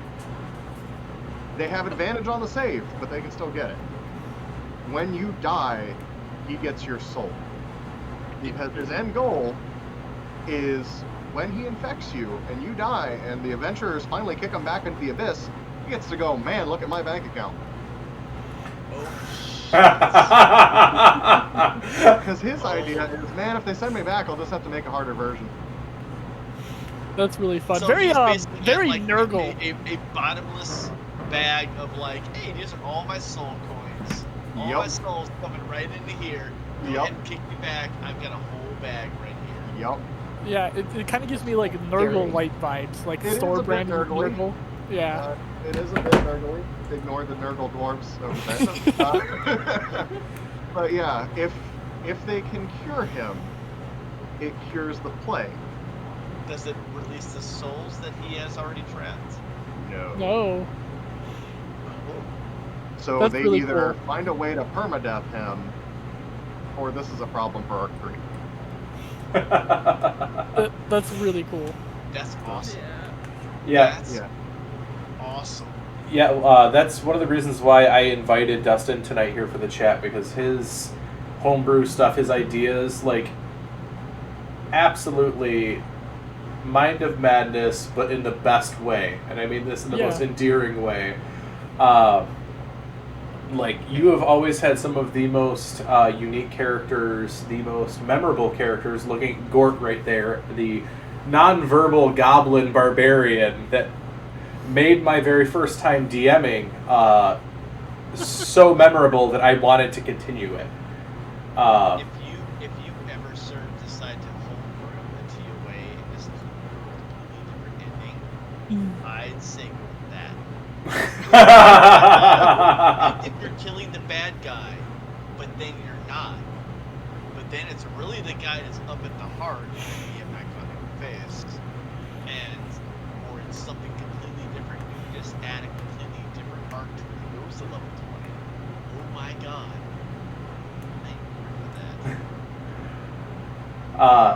So back to I love that idea. One of my friends actually is home brewing TOA. Actually, Mug. He has his own version of TOA where the undead like physically rise every night, and if you're in the jungle at night, it's like a Walking Dead sort of situation. Cool. And unfortunately, due to the pandemic, we had to pause it for a bit, so I'm hoping to get back to that, and hoping that campaign doesn't fizzle. But no, so Dustin, to get back to what I was saying there, I know you've been trying to publish some of your homebrew stuff lately, with some limited success with DM's Guild, because that system sometimes is not very user-friendly. So this whole campaign was supposed to get published, and then COVID. And I thought, man, that would be insensitive, wouldn't it? So it is not going to get published. That being said, I actually am going to be in a book. Some of you, I don't know if you guys know Pacesetter Games and Simulations or not. They do some stuff. I have actually talked with them, and we are going to be releasing a book in the spring. That's awesome. It'll be in April. Our goal is a kind of a send-off to Xanathar's and Tasha's of our own creations. Our goal is 3 subclasses per class, new spells, new feats, the whole 9 yards. I'm a bit of a 3.5 nerd, so I'm trying to bring back some things from 3.5 out of my older classes. Yeah, I guess more than world building, I really enjoy making classes, subclasses, bringing stuff in. It's spells for me. Can you bring back the bard ability, the art of seduction? Because that was my favorite. That's just the charisma check and a wink.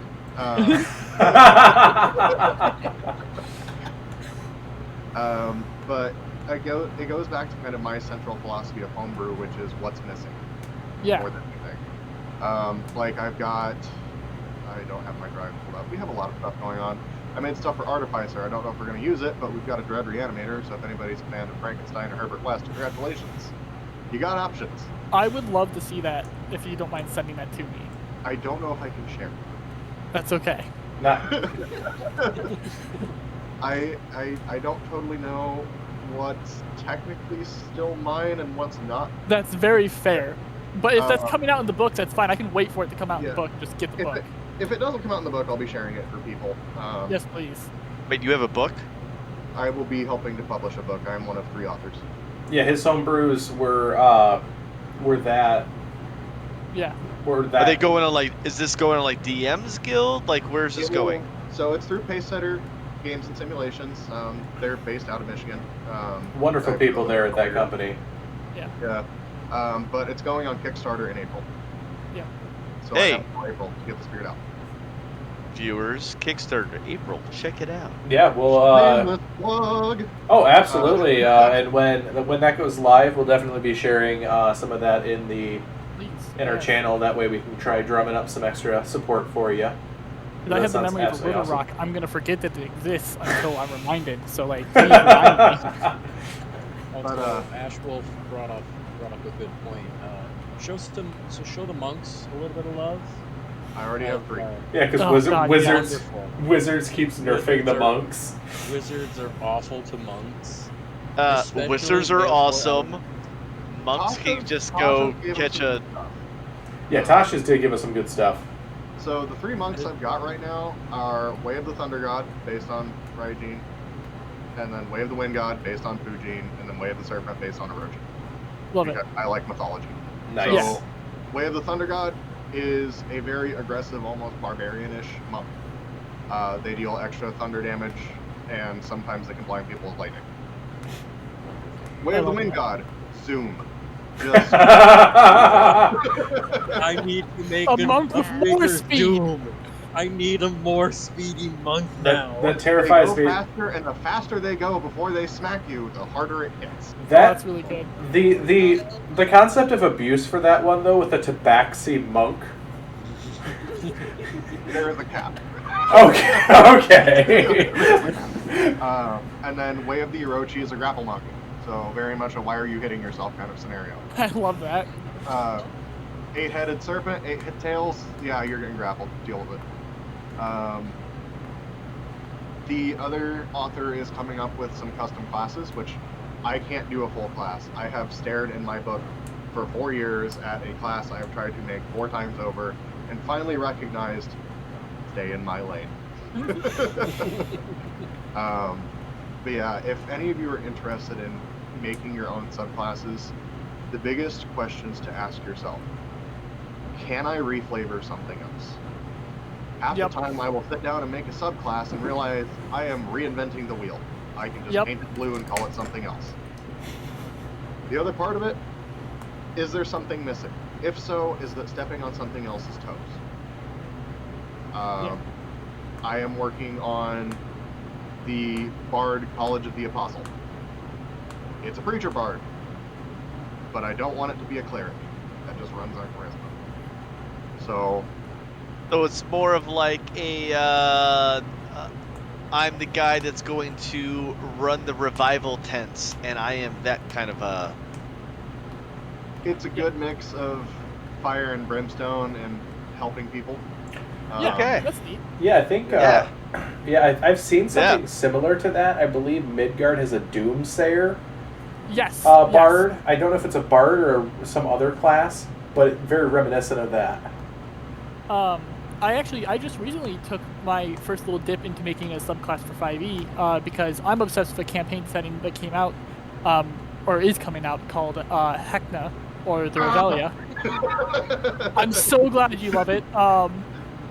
Yeah, not only do we stream it every other Saturday, I contacted Hit Point Press to be like, hey, I know that this is still technically like early access content because this is before they even were advertising it on their website. I just got the first rough draft from kickstarting it, and I was like, I'm gonna start running this now.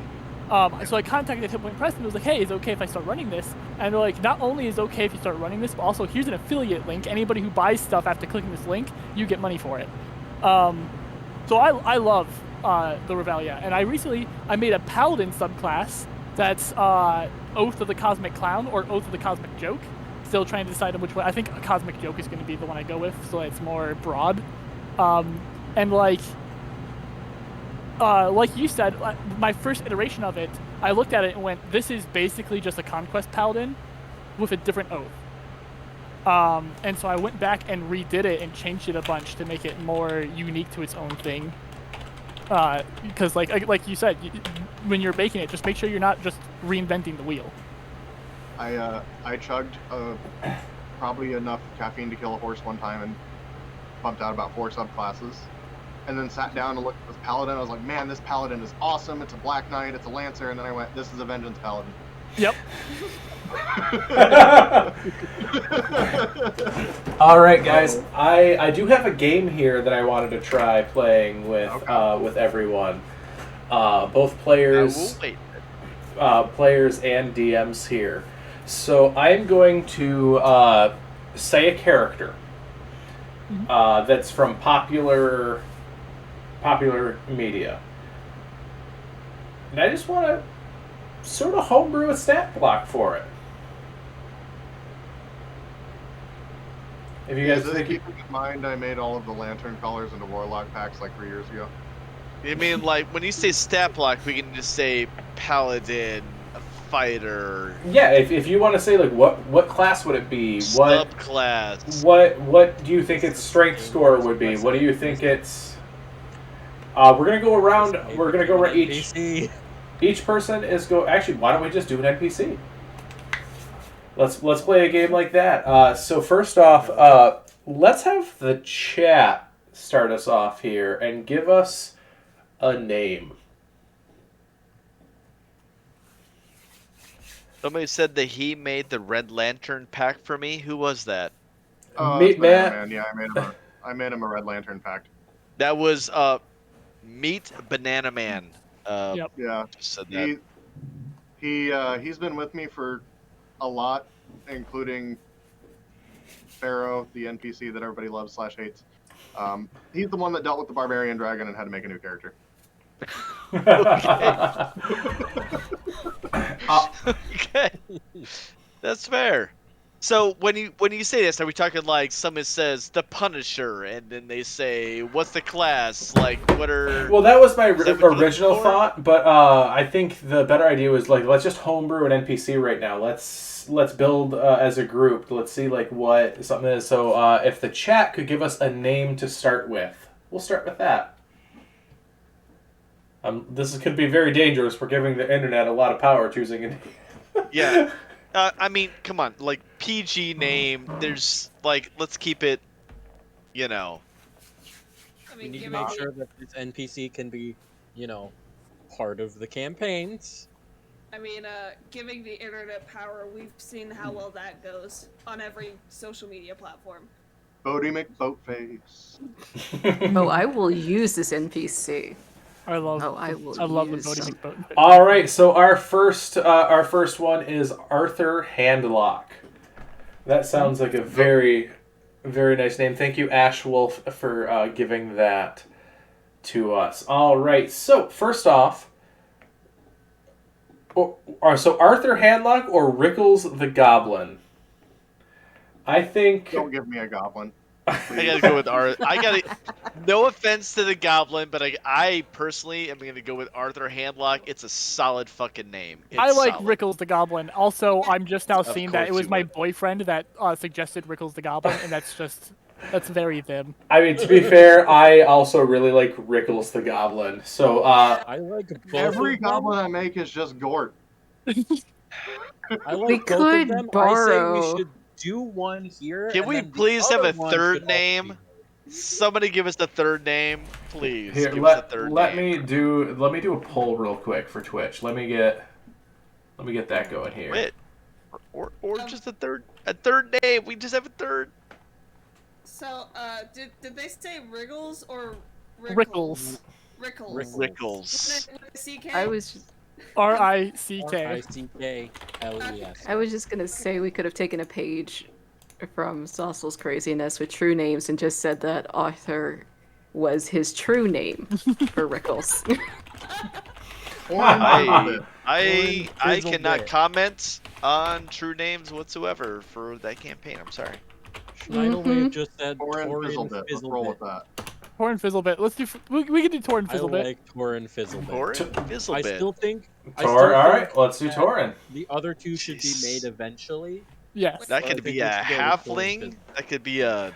All right. Nah. So let's go round robin here. Who would like to start the first aspect of Torin Fizzlebit? I'll start us. This could be anything that you want to start with him. I'll start us. Fizzlebit is a gnome name, so they're going to be a gnome. There we go. That's what I'm talking about. All right. All right. Next person. This is an artificer with no eyebrows. Okay. I'll go.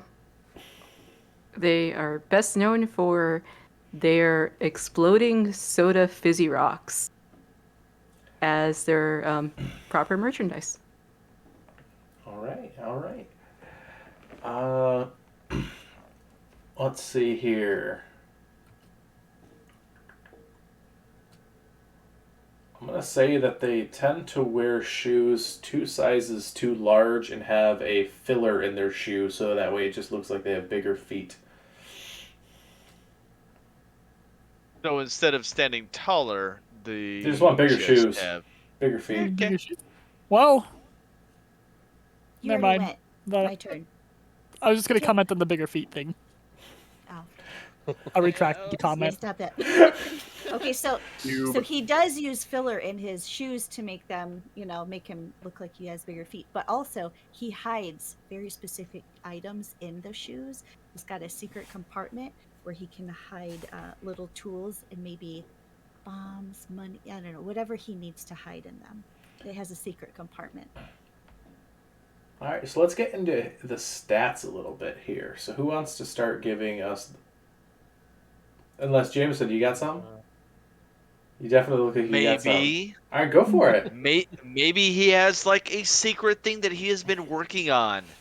I mean, since he is an artificer, he should be working on something. Yeah, what is and he working the one on? thing, as a hermit, he's been working on trying to figure out how to make a mechanical dragon. Okay. I seen you had something there, Dustin. Is it artificer or ficer? Yes. Artificer? I say artificer. I say them interchangeably. I think it's wherever you're in. Yes. I think it's whatever your dialect is. I learned it from you, so I've never had a actual baseline. Yeah. Don't judge me. Don't judge me when I say artificer, because we all know it's artificer. I don't think either of them is any more or less correct than the other. This has the same energy as GIF or GIF.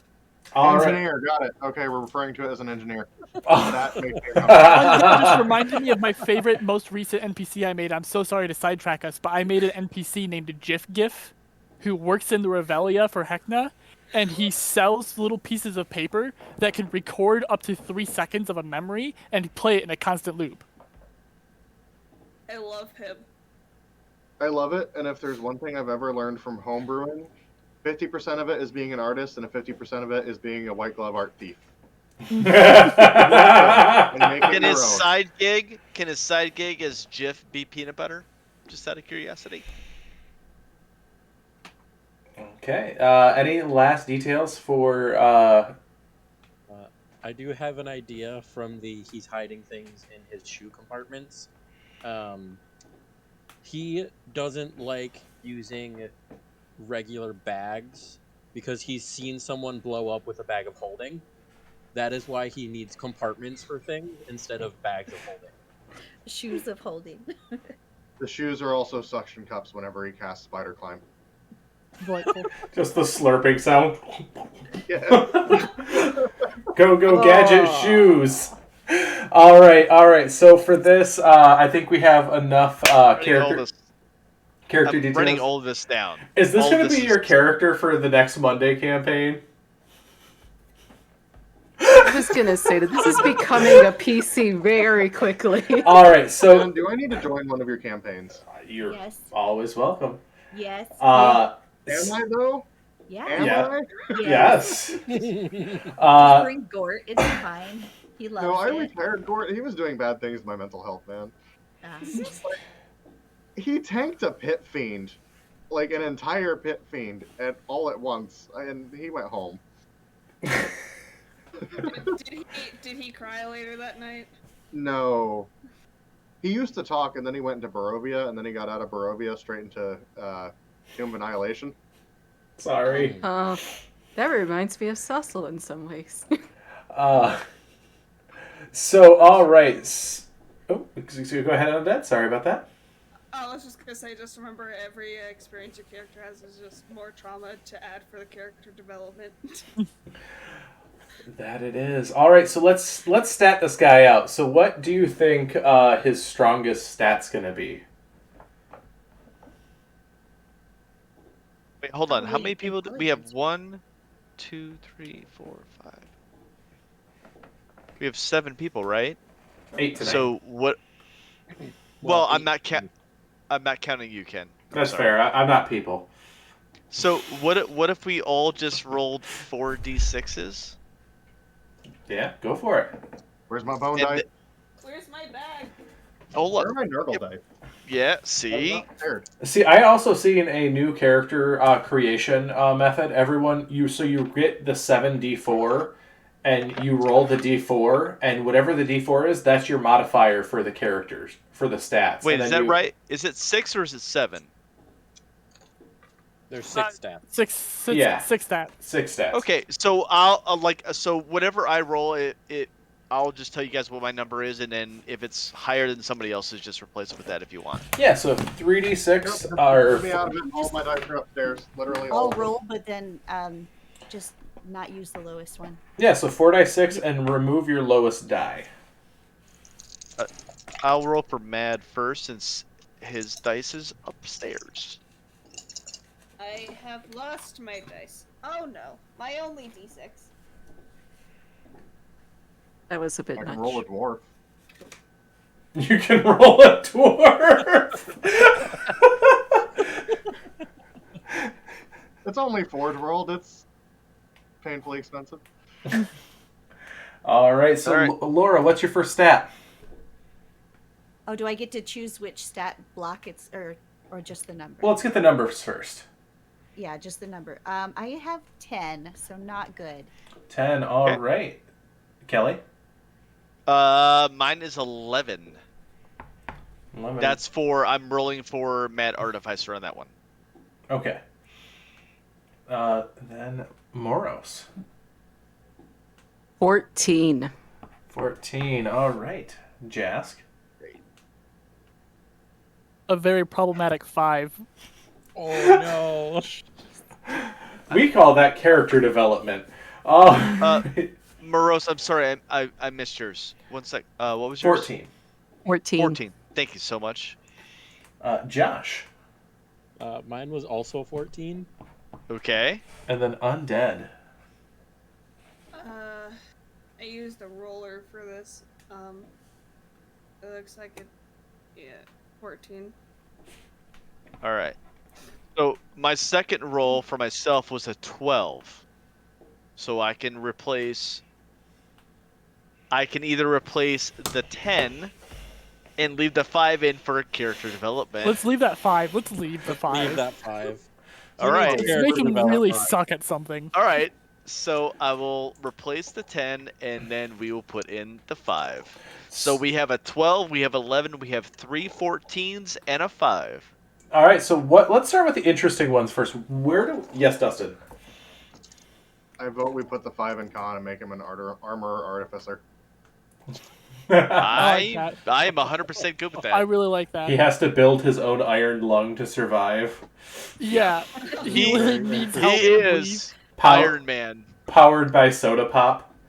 He is Iron Man. That's got I'm gonna develop a coke habit. That's got what is the name? Fantasy High vibes. All right, so yeah, so five is going to be in his con, and he's an armor monk or an armor artificer. You got there eventually. Yeah, Proud of you, it's Daniel. getting Did that late. 6 times fast. It's getting late. Armor artificer. Okay, not gonna happen. Armor artificer 6 times fast. No. And there's your answer. All right, so for the rest of the sets, where do you guys want to put that? We have 3 14s, an 11. Personally, I say you got to put one into. I got to say 114 in his strength because he's got to be able to wear the armor that he's building to protect himself for his very It's low powered. con. It's powered Oh, armor. power It doesn't armor. need a. Yeah, it's power armor. You don't Yeah. need to have a high strength to wear power Oh. armor. Are you sure? Yeah. I actually know nothing. I know nothing about artificers, so I'm on a. Yeah, essentially it uses like a hydraulic system, so like it doesn't matter how much weight it is. While you're wearing Oh. it, you're fine. Yeah. I want Okay. I mean, you Or can even replace it technically, with- he could So we just can be go a 11? giant rock that people throw at things, which is not. I mean, we had the dinosaur discussion earlier. But he's a gnome, so he can't be. It's He's better a if you rock punch gnome. them. You I'm have to I'm a punch So them he instead would of- be more of a pebble than a rock. as a I'm a gnome. big fan He's like- of this person is really good at mental things, really bad at physical things. So I think the 314s should be his mental stats. I agree. So, wisdom Charisma and Intelligence. intelligence. and okay, Wisdom, So- intelligence, and what? And charisma. charisma. Int. Oh, I thought maybe he should have a low Wiz- charisma just because it would be funny. Because if he's building all these things and he's like, Well, actually, you exploding should. this and The other exploding 14. that. No, not charisma. It should go into dexterity because he's got to Yes. be good with the tools that he's working with, right? That is a good point. Yeah. yes. So if I may finish, thank you. S- I was thinking he should be low in charisma because he's going to come off as kind of a creeper terrorist anyway. Yeah. He's hiding oh, under yes. his shoes. Ah, He's making, uh-huh. probably making mean- bombs. I can You were merely take it born, Faerun. I I was mean, born. if this was a Molded by it. if this was a character I was playing, that would definitely be the case. I'm here for it. Yeah, we can do low charisma. Once Ken I think recovers. it's- I say we put the 10 in charisma. Well, we only I have missed an you, 11. Dustin. 10, so we're going to use the 11. Yeah. Yeah. Yeah. Oh, we did drop. And the then 10. and then a 12 into wisdom. Wisdom so and what I have- intelligence, thought we Wisdom said intelligence were- should be 14. Yeah, wisdom. Yeah. Yeah. Yeah. Wait. So- What am I three missing? 14s. Strength. Oh, wait, Yeah, no. we have a according to my shitty little notes, Nope, we have a 12 that's and a strength. 14. Yeah, we need strength still. Strength is 12. Yeah. So I have a 5 con, a 14 int, a 14 wisdom, a 14 dex, an 11 charisma, and a 12 strength. That's what I have. Yes. That's Wow. what I have. I agree. What a nerd. At level Also 1, a nerd. at level 1, I mean, it's not horrible. As a gnome, he I mean, also has, I believe, a +1 to dex and a +2 to intelligence. Or, you know, you can Or we Tasha's rule it. And Yeah, or Tasha's. make it what you want. Yeah. It depends on the type Highly of gnome. intelligent people It are does depend on the type. extremely not. I thought we were going rock gnome because of Rock the gnome is the plus the, two the intelligence, rock plus one to comment. Oh, +1 to con, +1 to intelligence. So what was that last 14 going into? Dexterity. Dex. Okay. So, dex, wisdom, and int. All right. So, now what?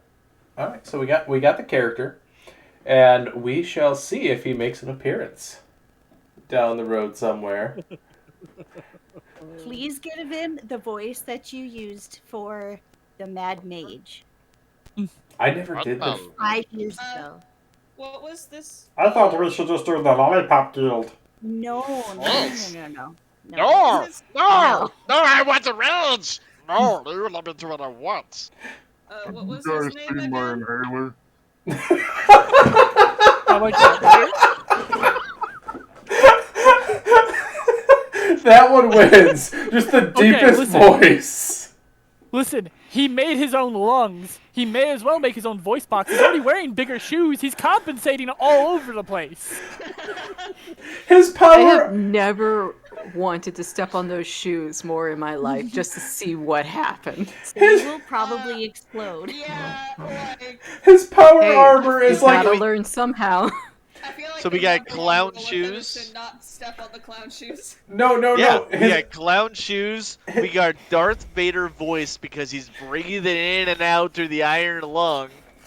God, what is he? Is he Clown Vader?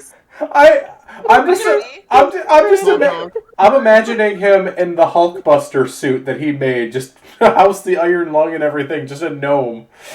I'm going to add him to the Revelia now. He's going to be an NPC in Techno's Revelia. Clown Darther? No.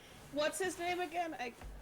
It was His name is Down Vader. His name is Torin Fizzlebit.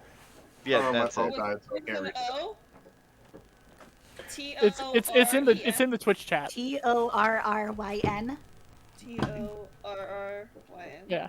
Yep. Oh, What's man. fascinating is that he'll blend right into the Revelia. Oh, He really will. Ken, I'm gonna make this dude a stat block and something. He's gonna be the next big bad. Oh my gosh. It's gonna be Please horrible. bring him into Saucel so that I can make him a friendship bracelet. Oh my god. This is the clockwork heart. This is the clockwork heart. Right here.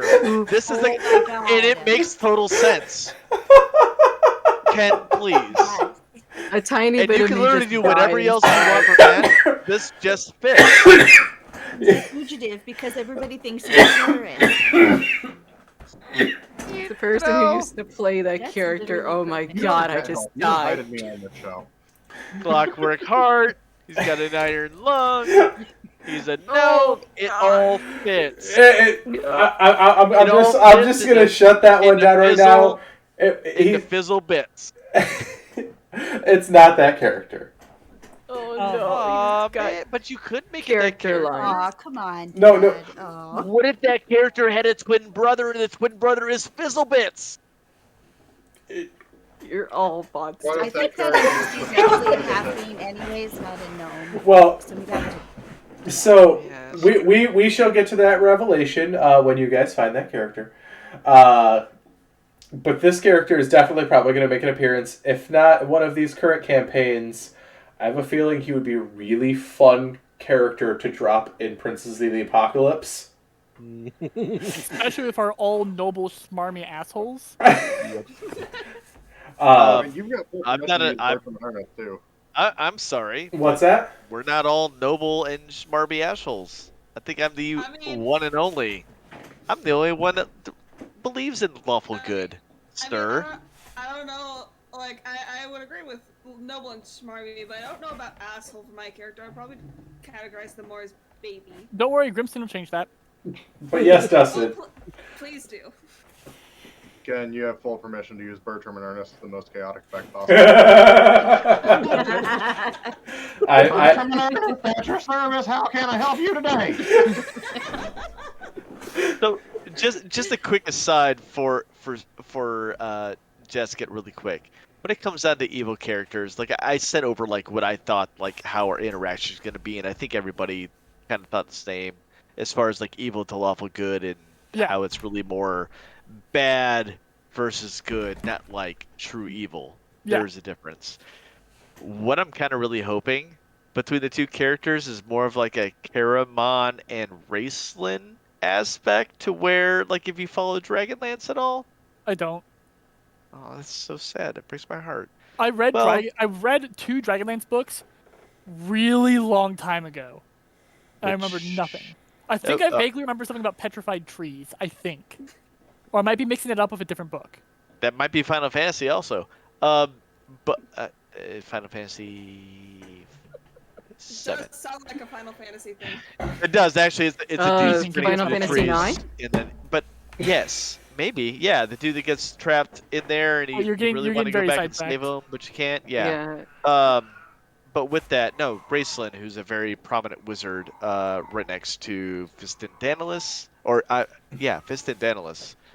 who is a very prominent evil wizard throughout all of it, right next to Takesis herself. And anyways, I'm getting sidetracked.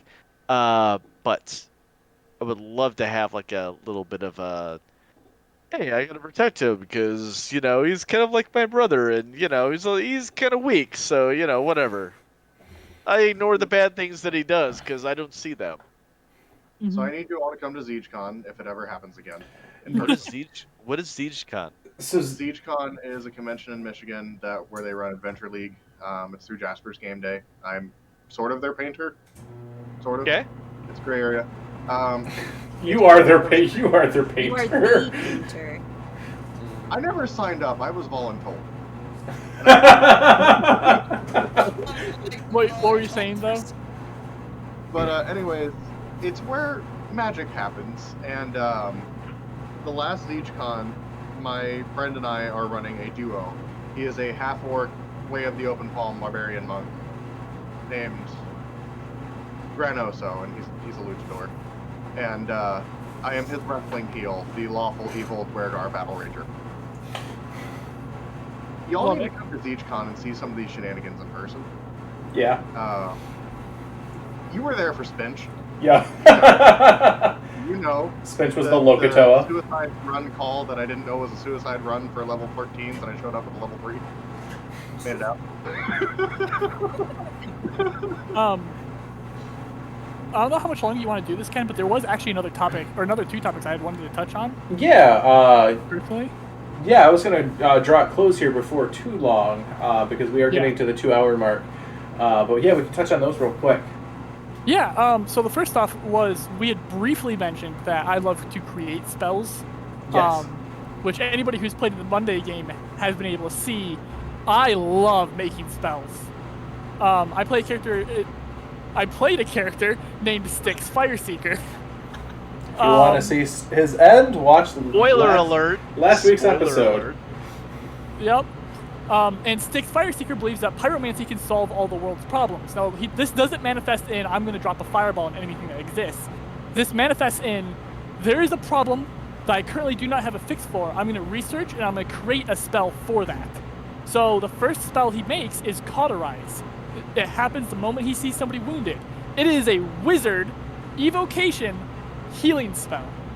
And it works just like Cure Wounds does, except when he uses it on you, you have disadvantage on your next skill check within 1 minute, and if you are currently maintaining concentration on something, you have to make a concentration check where the quote-unquote damage you took is equal to the healing you took, because he just superheated his hands and pressed them against your wound to stop the bleeding. And a lot of the spells take this form of, I am taking a spell from another list and making it wizard available, but because I am doing that, there is a detriment to the spell. Cleanse and Flame is lesser restoration, where he burns the disease out of you by just sending fire through your body to seek out any impurities. But you take fire damage because he is sending fire through your body to burn out impurities. Sorry. No, go ahead. So I find that interesting. In 3.5 and Pathfinder, you saw a lot of that kind of stuff. Yep. But one of the weird things I've noticed with 5e is a general... They kind of did it for a hot second, but a general shift away from negatives. Have you guys noticed that? Yes. They don't want to punish the players for doing anything. They don't want them to have to think about the trade-off. It's because they're trying to simplify the game down and make it more new player friendly. You don't want to you want to think about tactics. You don't want to think about deep tactics. But as a person coming from 3.5 and Pathfinder, actually as somebody who came from 2nd edition to get further back in, I honestly really like them. But like another good one is Liar Liar Pants on Fire. It's a lot of people's favorites. It's Zone of Truth, but it doesn't force you to tell the truth. It just sets your pants on fire when you lie. Beautiful. But like I love and like every time I play him, I get more new spells because he's put into more new situations where he's like, I have a new problem, I need to solve this problem. One of my favorite spells of his just recently, or 2 of my favorite new spells of his just recently came up in this campaign because he almost died a few times and realized, I don't want to die in a boring way, and while being mauled to death by a dragon sounds exciting, it's no different than being mauled by a bear or a wolf. Like, I am an adventurer. This is literally what adventurers do. This is boring. I want to die like a firework. And he actually said it to the party a lot. Spoilers if you're keeping up with the campaign, so stop listening if you're keeping up. He's a firework. But he created a spell called When All Else Fails. And the full title, if he continued the title and put it into the thing, is When All Else Fails, Take Them With You. It's a 7th level spell. When you cast it, it stays on you until it happens, but it consumes the spell slot until it does so. So you cannot get the spell slot back. And when you die, not drop to 0, when you die, an explosion happens centered on you, doing a total of like 40 D12 plus 40, and turns you to dust. A wish spell is required to bring you back to life. And he put that on himself, and then during a fight this past session, he realized that he could not get enough damage on this person that had to die, and so he was already low on health. If the round had continued, he would have been brought to 0, and then he would have been put in bleed out. 3 rounds would have gone by before he would have died and set off the explosion. Or he has a spell called Body Rocket, which when you drop to 0, when Body Rocket's cast on you, you turn into a bottle rocket, and it shoots you to a location you blow up. So he literally cast it on himself, had him go up into the air, come back down, blew up on the guy that he was on top of, and big explosion. But homebrewing spells is something I love, especially to plug certain holes, like with wizards not having access to things, or the fact that 5e looked at necromancy and said, nah. So this kind of dips into my issue with homebrew, but not you specifically. Yeah. So my issue with homebrew, and it specifically comes down to players, not DMs, not DM players. It's players, because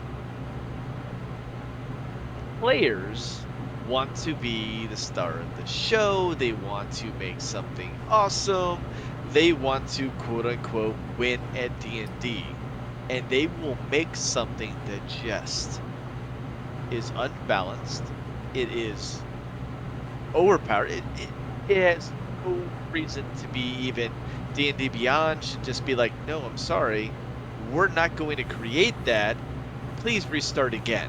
Like, there should literally be a warning sign like, no, I'm sorry, we're not going to let you produce this. No. And send it back, because a lot of people that are now producing homebrew content is on D&D Beyond, because it's a very easy way to produce it. They can take things that are already done. They can reflavor, yes. And I know that you hate D&D Beyond, but I'm using it because I found it very useful. I've only created one subclass from that, and it was the Beastmaster class for Rangers, and I thought I understood what I was doing. And what I realized very quickly after I made it was that I didn't understand the difference between creating a subclass but then also understanding balance in the game. And I think that's where DMs come in huge, is because they understand the difference between creating something and then balance. They understand, like, no, you can't do this, because here's the problem is that when you do this, then there's A, B, C, D, E, F. You can't do that. It creates a whole problem, which players like myself, we don't necessarily realize that. Now me, I've never wanted to be the overpowered person, and when I created the subclass, I wasn't trying to do that. I just wanted the Beastmaster class to be able to have a goddamn lion. That's really just all I wanted. That was all I wanted. So I mean, that was my whole like going out with this. But then I realized I couldn't leave out other aspects of what people wanted, so I had to kind of include all of that for balance. But then I was still a little unbalanced, and I'm still trying to refine it because it's still not suitable for gameplay. Well, but what you're really good at is that you already know how to balance the things that you bring out. Unlike a lot of other players, like you're like, oh wait, if I have to do this, I have to sacrifice this. A lot of players don't know that, and again, that's where my issue with homebrew from a player aspect comes in. And when anybody says, hey, I'm bringing in a homebrew, and I'm like, oh no, please no. And that's where I start getting the, oh god. So, real quick, Dustin's had it saying it for a while. So I've got 3 things. 1, but you made it. Yeah. Homebrew is trash until it's not. Art is trash until it's not. You will not get better until you make the overpowered anime shonen protagonist with power of friendship. You won't do it. You're gonna do it. Suck it up. You're gonna make some horrible mistakes. Like, look at wizards. Did anybody read the UA for Wildfire Druid, or am I the only one that was smart? Oh, that one was crazy. Okay, let's talk about the first 2 problematic iterations of Artificer. Like, Yep. But as a player, I don't actually understand the overpowered parts. I just think like, oh well, that's kind of cool, I guess. Well, and so I don't. Does that my make thing sense? is- Oh, Undead, go ahead. Sorry, I was gonna just say because like it made me think of a one shot I did where I was in Jaskets. Don't remember what it was, but I remember very specifically this one player. No hate to him, like I'm sure he was just having fun. But I remember when he had to leave early, you did not, you made a comment saying like some sort of like to like put like a restriction on that because at the one shot, like wasn't he like doing a lot of damage? I know exactly what you're talking about, and I can go ahead and expand on that. Yeah. So essentially, I use a lot of my one-shots to be like, even if it looks overpowered, because this is a one-shot, this is a no-stakes, go ahead and play it, and we'll decide after if it's too overpowered. And this guy came in with a gunslinger thing who could load his spells into bullets and then rest and get his spells back, and they would still be on the bullets. And so I towards the end of this one shot, I added an NPC who just had a magic item that allowed him to free cast counterspell. And he only ever used his reaction to stop him from casting spells. And so like I said, I used that particular one shot to just let people do whatever they want with. Like, even if it looks overpowered, I'm gonna let you do it because it's a one shot. There's no stakes. That's not something. Even glancing at the stuff he had been using, I would not allow that at table. And Kelly, what I think my rebuttal to you, with you being like, oh God, when somebody brings in Homebrew, when you're at a table with like Ken or myself, where we don't allow, or I'm assuming Ken doesn't allow Homebrew without first seeing it. Yeah, I have the last say on Homebrew. Yeah. Like that's my And policy same with is me. ask me first. Same with me. I encourage Homebrew. I very much so love Homebrew. I also always say, you bring it to me first. So having that, oh God, there's Homebrew being involved, that's almost a disservice to the DM as well. So I'm going to counter that. There was talk about an item, and I need to preface this because I love the player who brought it in, and she and Kenan had to talk about the item, and then it was used in combat in our TOA campaign, and then all of a sudden it had a blind, it had a disadvantage in combat, it had multiple things, and all of a sudden Ken was like, wait, whoa, Yeah, that happens I'm not sure sometimes. that's what we talked about. Like, where's this going? Like, we had to pump the brakes just really quick on everything that was happening. We actually had to stop combat. Yeah. Just because it was this person's very first homebrew item. Yep. And they hadn't changed things to whatever, but I mean, that's part of it. My own thing is sometimes that when players bring in homebrew items, and I don't mean this person, I just mean in general, they are not always forthcoming with DMs of what this does, and then all of a sudden they're like, oh hey, yeah, it does this, and they're like, what? See, that one I will say it was on me. I'm a really awful judge of homebrew magic items. I have a track record on those of having them violently backfiring on me. Send them my way. I'll let you know if they're good. But no, so my general policy is, if you talk to me about homebrew, I'm probably going to allow it if it seems right. But I always leave the caveat of it's still up for review. Yeah, If absolutely. there is tweaking that needs to happen, it will happen to bring it in line. Moros, I see you trying to chime in there. One thing I would say is that homebrew, to me, has always been a pinnacle of trust between the player and DM, no matter what type you're talking about. Because if there is no trust, you're not doing homebrew. You have to stick to the system because there has to be a give and a take and an agreement for any part of it to exist and like thrive. And if you have a player that's like, I'm going to sneak something in and be super sneaky about it, that's going to be like, hey, we need this trust. I need you to trust me as a DM to know what's great and will make you succeed. And I also need you to trust, I will give you trust in return in letting you play with this item, and we come to an agreement. Or if there's something in the world that doesn't make sense to you, we'll come to an agreement or something. If you can't have that, then you can't do it. It won't work. Yeah, Kenneth was really great when I was trying to think about creating those magic rings that Kelly and I used in our Icewind Dale campaign. That was a logistical nightmare for me to try figuring that item. Wait! Really I'm cool, sorry. You actually need to preface this. You mean the surprise marriage? The surprise- You jumped on my character Oh my God, with no warning.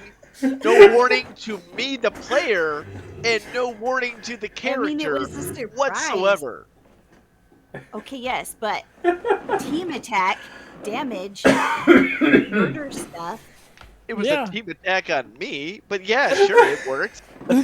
And like, I mean, whatever. But but yes, no, I thought the rings actually were awesome because it was if my character had not been previously married, I think that it might have gone over a little bit better.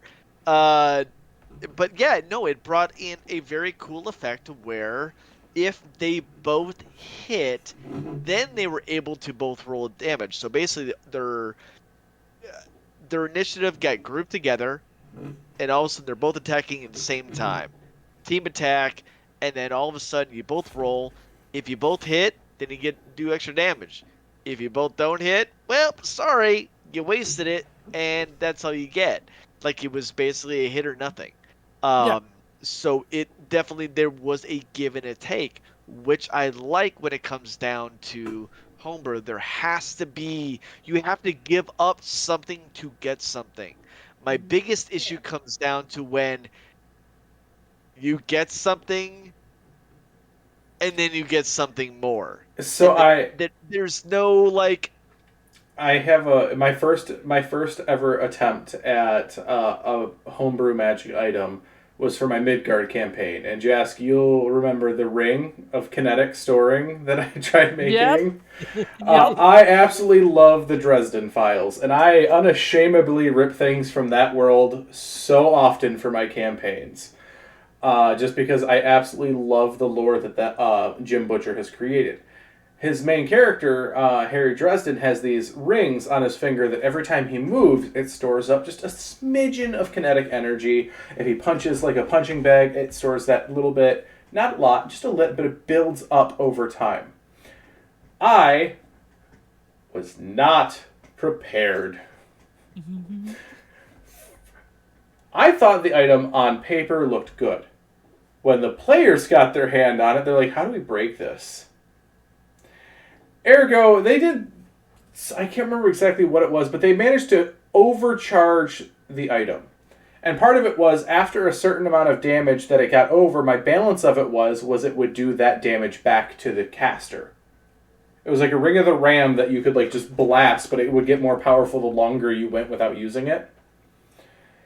And it got to the point where there was, I think it was a green dragon or a dire Spinosaurus or something like that. It was a big enemy. You're the dragon. Yeah. And the character just puts his arm up. And the thing had so much store on it. It was an exponential growth to it after a certain point. And so he ended up doing, I think it was like 600 or 700 damage to the dragon and himself. And so he liquefied both himself and the dragon while casting this. And I'm like, honestly, from a personal standpoint, I think that's a good item still, because there is a cost. Your character just died. Yeah.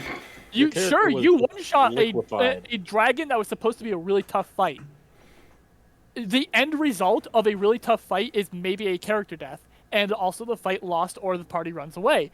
We just skipped to the end. Well, I'll go with that as long as it's more along the lines of the character literally sacrificed his life, like as in as in kind of like when your character sacrificed their life, where they literally were just poof Turned to gone. dust. Yeah. It was wish spell. I'm not talking like 4th level. They were able to kill a dragon with this, and then they were able to do revivify. No. This No, needs we to be were. like the character is gone. Revivify requires a body. We had a puddle. Yes. Yeah, it was Well, literally a but with the puddle. puddle, depending on the level, a puddle is still able to be resurrected. So if the spell basically, or if the spell ring says you cannot be resurrected beyond a wish spell, then yeah, beyond a certain day, like if you charge this beyond 10 days and it will do X amount of damage, but you will die if you do it. Yeah, okay. Well, you know the risk, man. You Also, went to it. You know what's gonna happen. Mad Artificer I'm good had with their hand that. up. Yes.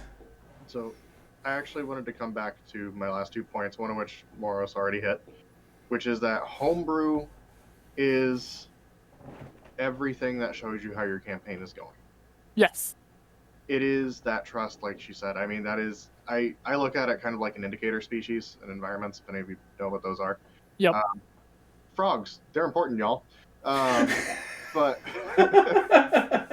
when you have people that feel safe enough to try homebrew, it's a great sign that things are going well. And it's going to come out busted at first. It just is.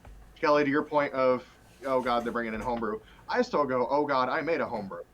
Like, I have people that I send this to and I'm like, hey, what horrible mistakes have I made here? Because I know there's like 3 and they're just hiding. Yeah. And one of them is a power gamer and we'll usually go, bruh, why did you do that? I'm like, oh. Because I don't think like a power gamer. I don't. I built the most jankety, wonko, sneak attack barbarian goblin that should have died, and he ended up not at all. It's a little bit different than versus making a subclass or an item or something that literally is designed by a player because they want to win at D&D. That is where my fear and my oh God comes in, because this is supposed to be a team effort. It's supposed to be all of us at a goal as one to come to this, not like, hey, look at that guy, he's the best of all of us, and he just won it because he had his crown of awesome. No, it's supposed to be like all of us either won that crown of awesome, we're like, bro, hey, you know what, or girl, hey, right, you need but to that's wear why that crown of awesome. That's why you gotta trust in your DM to either A, vet the thing and like be like, hey, this needs to be fixed, this doesn't fit well, or B, upon not like missing, like not quite catching what was going on here, when it comes up, addressing it and having it fixed. I mean, being aggressively against homebrew, I feel like is also showing a distrust in the DM. I'm not aggressively against homebrew. I'm not calling you aggressively against homebrew. I'm just saying. I am actually more of a proponent of homebrew when it comes from a DM player, like somebody that is a DM and a player. Yeah. More than anything else, because I know that they understand the balance that needs to happen when they bring something new into D&D. They understand like there has to be that give and take. There can't be like, and I'm gonna call somebody out that is no longer on the server. I don't have to worry about this. Somebody decides to say that their character wants to be toothless, but they name it nameless, and they want their character be giant, but they can't. They want to have wings that can envelop people and things like that. And then DM's like, what are you doing? And like, he's literally saying this in the middle of the game. He's like, well, I'm a dragon, I can do this. No, you're a dragonborn. No, but I can do this. It's there. Like It says it on my character sheet, and which I this wrote was on. this was a literal conversation that Ken can attest to that we had, because he home brewed his character because he wanted to be toothless from How to Train Your Dragon, yeah. Yes, and that's what he wanted to do. And like, I was totally all for that if it was kept it within the realms of the game. But In the he realms of went, possibility and such, yeah. yeah, but it was completely different. Which, Oh no. fun was fact, bad.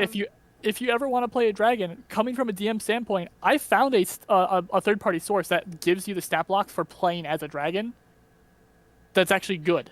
I mean, that you might want to actually shoot that to my friend Amanda, because she has a character concept of a dragon that believes he's human, Yeah. and the party is just going with it. All right. Last, Dustin, and then we are going to have to wrap up here very shortly. We're going, getting on the late side, so... Ken, I do want to point out that last time we did Fireside Chat, we went till 1 a.m. He's trying to avoid that this time. He's getting old. He's tired. We had to be consistent and consistency. Well, that's why I'm trying to wrap up now, viewers. because by the time we wrap up, it's going to be Yeah, by that the time we time. actually wrap up. Yeah. Okay, Dustin. All right. Well, so to help out Ken here, then, my final point with Homebrew is that I've looked at other game systems as well. Like I have Age of Sigmar Soulbound, which is essentially a superhero RPG set in the fantasy world of Warhammer. Yep. It is awesome. It is bonkers. Yep. It is both. And when you part of the issue with only knowing one system, even if it's just the D20 or just 3.5, just 5, you miss some of the kind of the subtle core design hints. Looking at different game systems, looking at the broken homebrew that comes in, like Captain, I'm toothless. Instead of going, that is a problem, you learn this is what this player is missing. So, yes, it is broken and it should be hit with the band stick. But that is not the end of the conversation. Instead, now you have an insight. This person there's something about this character that really speaks to what they want to get out of this. So, they might not know how to express it as anything other than unfettered awesomeness. It happens. We all do. Yeah. Yeah. And then But how do you have them handle build that? towards it. Yeah, but how do you handle that mid-game when all of a sudden Ken's thrown with this? Like, literally, he was thrown with this, like, in the middle, like, we're having a blizzard, and all he's like, can I just shelter them with my wings? And he's like, what wings? Like, where are wings coming from right now? Like, how are you having this? And it was, instead of derailing it, he was just like, well, all right, I'm going to let you do this instead of derailing it, and then he ended up leaving the campaign because of things. But I mean, it sounds more like a miscommunication on that specific front. I mean, sort of to address, like, your question of, like, when you say, like, well, how do you do that? You proceeded to answer your own question of, like, when Ken, Said no, but. Yeah, said no, but, like, that's exactly, like, it's, like, D&D is, like, a great thing of, like, spur of the moment, figuring things out. Improv. And then you address it afterwards. You have like, you slap patch it, you plug the hole, wait until after you've docked to be like, okay, time to actually fix the leak. Yeah, and in that situation, I think we took a break shortly after that, and I did talk to him on the break about that, and then after the session as well to address it, to figure out, because we did have a miscommunication in the messages where he left some stuff out or forgot to mention some stuff, but that was part of it. And so we had to have that conversation of, hey, I'm willing to let you run with this concept, but we have to rein it in. We have to make it into the confines of what a D&D character is. It's a medium character. It's a so-and-so. Like, if you wanted to level up into those things. Yeah. Absolutely. And look, and here's the thing, is, like, I come from this from the point of, I've ran a homebrew character with Ken. He let me take Gunslinger into Icewind Dale, which technically is homebrew. It comes from Matt Mercer, but it's also like a DM, like, he said, okay, like, we constructed this down. This is not, but hey, guess what? Some DMs don't like it. I have run into that, and he was the first DM that let me play it. But guess what? He also let me craft a gun. I also crafted a gun through 2 other people, and then ran it through him to see if he was gonna play. Checks and balances.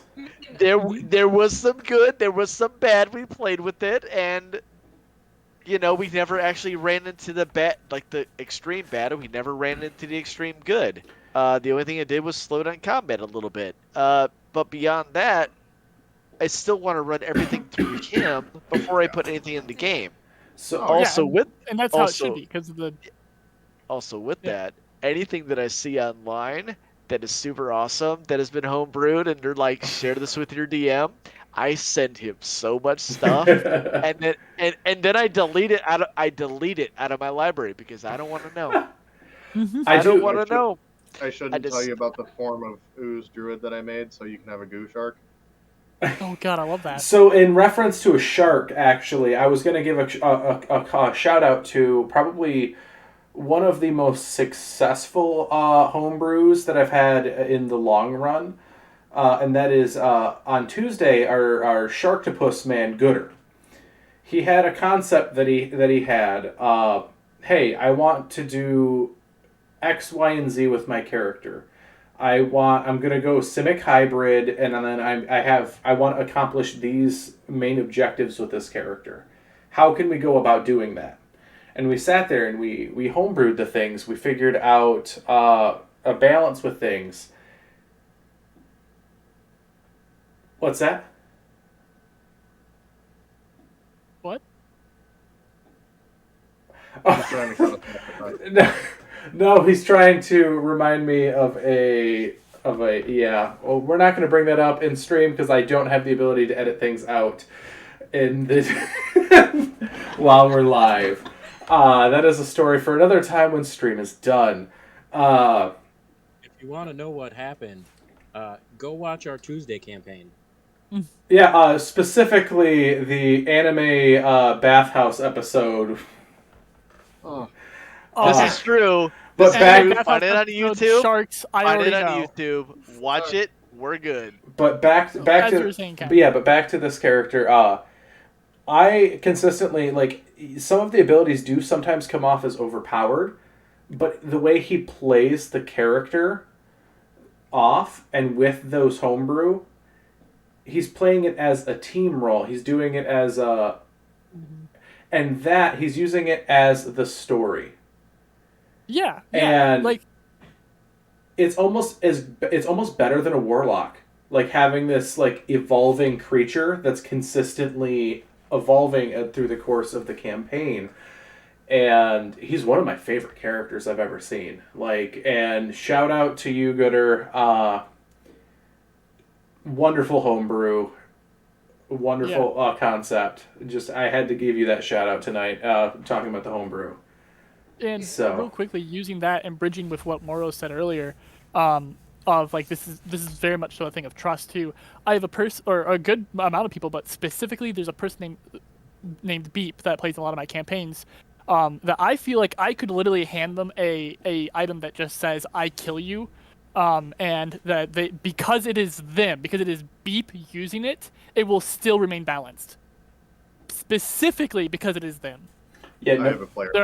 There are certain people that I can trust with like literally just a "I kill you" button, and like it doesn't matter the homebrew they use because of how they will use it. So I have a question though on that. I understand the player trust, but then Yes. also you have to understand that you have to put it in the right character's hands too. Yeah, absolutely. Right? Because if their character would use it a certain way, Yeah, absolutely. you can't hand them that big red button because you're like, oh, bro, I understand that you trust me, but like my character's gonna go ahead and push that button. I totally understand that. Yeah. But, Okay. but using that as a hyperbole though, like Beep, I can trust with like crazy powerful homebrew because I know that so long as the character like wouldn't just go willy nilly with it. Oh god, They my won't. assassin would just love that button. Most I kill characters you, I would kill you, a I "I kill kill you." you" button. See, Ken, I understand that you wanted to give him a shout out as far as like your favorite, but my personal favorite, by far, with all the games that I have run with you, which have been I think a lot at this point. four, Jasket has to be my favorite because this dude has put out some things that I have just been like, what? Like it is inventive homebrew that doesn't cross lines. It doesn't like infringe. It involves other people, like other roles. Like when we talk about like his healing ability, and like he wants to invent spells on our Tyranny of Dragons campaign when he was still alive. He will live again. He also well, I offered help as the cleric to kind of help him along his way to make the spell, and he also accepted that help because he wanted to do this with fire magic, but he needed to understand healing in a different way, and he accepted that as a player and as a character. And I felt that it's a good way to bring in the homebrew even through roleplay. Yeah, It's that, good. that was always an important thing with creating spells for me with Styx, is that I want him creating spells to involve other people. Which it's awesome, and I love how you have done that. And honestly, I kind of wish that like my character on Tuesdays did that as well as what you do on Mondays, because I feel like my character on Tuesdays could learn a lot from that. And Yeah.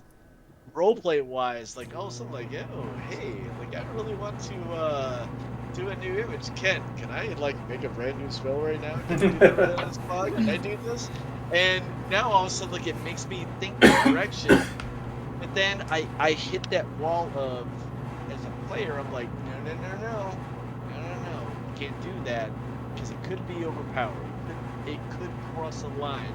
And you know what? I'll do it after the game. I'll do it and I'll create something maybe later or a few weeks down the road and then run it by him, because I don't want to put anything out there immediately that might cause an issue. That's where I, as a player, hit a roadblock. But that's me. So. As a person that likes experimenting with things, having Jasket as a friend is a godsend, because I like to throw things at him. Like, I remember I went out of my way to find a Final Fantasy 14 like class converter. Like, it converts the races of 14 as well as the classes. And I think like didn't we get into a call once while I was making my dancer for you to help me with the stats of this dancer? And I remember it was in one of Ken's fireballs. Like, I threw him into Ken's fireball. But then again, that was also because it was a level 1 thing, and that was my only level 1 character. Yeah. And although like that fireball didn't have much combat, I think it was like more like roleplay oriented of just like helping, like, what was it? I know we were helping someone. But like because of like being friends with Jasket and like being comfortable with Ken, like I rely on DMs to, like, if I did have the chance to be in combat with a dancer, if something was a little too much, like if I accidentally like did a thing of like, so like in the game as a dancer, you can like throw your chakram and like it'll return to you because that's just video game mechanics.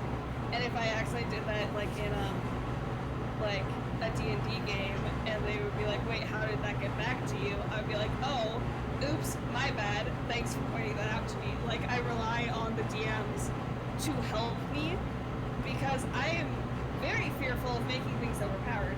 My dancer is just to be a nice little fey child that likes to dance for me. And it's just, like, I don't know, like, where the balance is of, keeping it D&D specific and not bringing in its video game aspects, because I know there's like sometimes like the lead of like some people will try and play D&D like a video game. That's how you get 40. That's how you what? Get 40. Yeah, that's how you get 4th edition. Oh god. Yeah. Honestly, in general, I'm always wary of third-party sources making video game things into 5e, because usually it doesn't fit well. But Ken, I think, wanted to wrap us up, and we are allowed to keep talking after we're out of the Twitch, so... Yeah, I see Moros had their hand up. I will... Let's get for a bit before... What Jessica was saying, you will see a lot of the, like, trying to take the anime and then other things going into trying to make that into a character. You see a lot of that actually on D&D Beyond. Yes. A lot. There's a ton of it all over there. And, like, I went through it on the fighter class. And I'm like, you can't do that. No. No. But it was this- Moros' turn to talk. Yes. Yeah, Let's get sorry, back to- but yes, go ahead. Oh, I was just going to say, Kelly, when you have an idea, don't be afraid to mention it or write it down. I mean, you got to start somewhere, and if you let it go, you might be letting something that's worthwhile just Yeah. And I'm always disappear. happy to, like, if you send it my way and be like, hey, can we workshop this at some point? Like, maybe I'm busy at the moment, but I will be happy to help you with it. No, I redid the Beast Hunter, like I did the Beast Smasher or Beast Hunter class, whatever it was, Beast Smasher class for Ranger way back when, before they just redid it. Yeah. And I did a whole bunch of things. And I did a lot of like bad wording and things of that, to where it can be construed a wrong way. And that's where I kind of realized to where I don't have the DM knowledge to write something the correct way with the correct verbiage to make sure it's not overpowered. And I'm like, no, that's not what I meant. And then somebody comes like, well, that's not what I meant. So can you just like not do it that way? And yeah, and I've sent it to, and I've sent it to a couple of people prior to me coming in here, a couple of DMs. I've got 0 feedback, nothing. Send it to me. Oh, Yeah. Okay. Seriously, if you There you guys go. need a resource to look at something, send it to me. I've had a couple people. I'm semi-professionally editing a book, so I guess I'm qualified. I suppose. That you, Yes, I'm Yeah. qualified for this. I complained on Facebook and it got me somewhere. So. Oh, yeah. and as far as Homebrew goes, and as far as Jessica's influence and everything, this squirrel right here, literally has been influenced by his character Godric. Not Godric, right here. The squirrel is here. He's a barbarian. He's awesome. All because of. Oh, you don't want to do the voice? Oh my goodness! It's all because of I this have guy the right power down of stopping here. you. Oh, here's a. all right, guys. See, I was thinking about it, but I was being polite. All right, yes. Last thing here, Dustin. Which is my list. Undead. Before I forget, because my phone is dead and my keyboard has decided it has given up the ghost, apparently. Oh, yeah, that's 3.5. 3.5 had a subclass called the Whirling Dervish for the Bard, and it was a dancer based on movement and area of attack through knives and things. Couple that with the extremely broken Path of Nine Swords, or Book of Nine Swords. There is the Bloodstorm Blade Prestige class for something in there that is a Throne Master that is essentially Draven from League of Legends. If you can find those two, I am sure you can make something work for a Rogue or a Bard to bring a dancer style from Final Fantasy into 5e. Absolutely. So, I was Awesome. going to type it, and I apparently have no keyboard. I have the data with USB. So, I mean, if you just remember to like DM it to me on We can- Discord, I have, my brain is the equivalent of one like a rock on a hamster wheel, not a hamster, just a rock, and it's just going, and it doesn't know what it's doing. I feel We can that. continue the conversation after. Let's Yes. let Ken finish this so he can go. All right, guys. I just want to say thank you to everyone, all of our panel tonight who have been here. I want to say thank you to a few people in the chat tonight. Just want to say thank you to Ashwolf for the subscription and the follow. Want to say thank you to Schneidelwave for all of the gifted subs that you gave out tonight. That was awesome. Thank you 5 Dots for the 100 bits. That was great. Everyone else who's been active in the chat, thank you so much for being part of it. Thank you whoever got the crown for Odyssey, our little dragon pet. Like, It was me. I that's did battle. awesome. He's got a little crown now, and it's adorable. I want to say a big shout out, thank you, Dustin from Mad Artificer Creations, for joining us tonight. It was a pleasure having you. Everyone in the chat, please check out his stuff. Literally one of the greatest mini painters I've ever seen in my life. I want some of his work. Tiamat's going to be at auction if Bardicon ever fires again.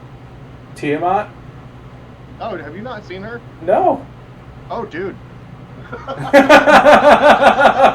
This is the last thing then. While he's getting that, I just wanted to show Moros. I'm Holy- wearing my Vita Agni BFF bracelet. Look. Oh my god. I have seen that. I just haven't seen it in a Whoa. while. Yeah, no, I custom made the base for it, but yeah. That's amazing. Yes. That is great. See, you have that Tiamat. Wait, I have a question. Is there any way I that just you have can this scan one. that in? Can you scan that in, or bring that over to Ken's house before Monday? Like, No, it doesn't like matter. as in, Tiamat's like, not about coming out 5 of that days. portal. All right, guys. So It's that only a way- 6-hour drive or so, right? I That's mean, fine. I don't totally own that thing because it's going to be up for auction for a charity. But it is Maldra Carr from Reaper Bones. So if y'all pitch in, it's a $150 model. But I mean, if everybody pitches in, it gets cheap. Yeah. I So will throw money at you. That's Okay, let's cheaper. let Ken go. That's so All right, guys. So cheaper than thank you everyone for watching tonight. Thank you panel for being here. Follow Dustin's stuff, Mad Artificer Creations, and anyone else.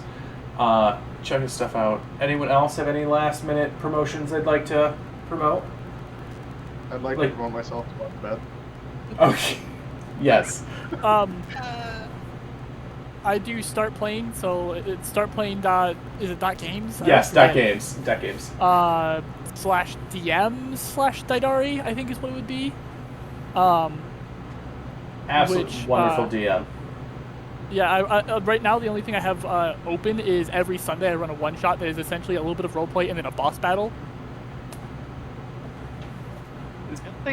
I'll actually shoot out on the Twitter Abyssal Brews. They have been throwing out some really awesome homebrew items that are actually they run them by DMs. They actually have them put into a group. I think that actually Moros also follows Abyssal Brews, right? Yes. Yeah, I talk to them all the time. Yes, they're awesome. They throw out some really cool stuff. I would say if you're on Twitter, shoot them a follow. Like they put out some really cool shit, and they have good conversations on Twitter. If you're Twitter, I got to get my DM on Twitter. Yeah, Gotta I'm get my still, DM I'm on still Twitter. working on it. I have an utter hatred of Twitter, but I have to get over it. Yeah, So. I gotta get my DM on Twitter. All right, guys. We're gonna end the stream here. So thank you so much for watching, everyone. Wait. No, I think. Oh, Um, there we go. All right, we're ending. Ah, good night.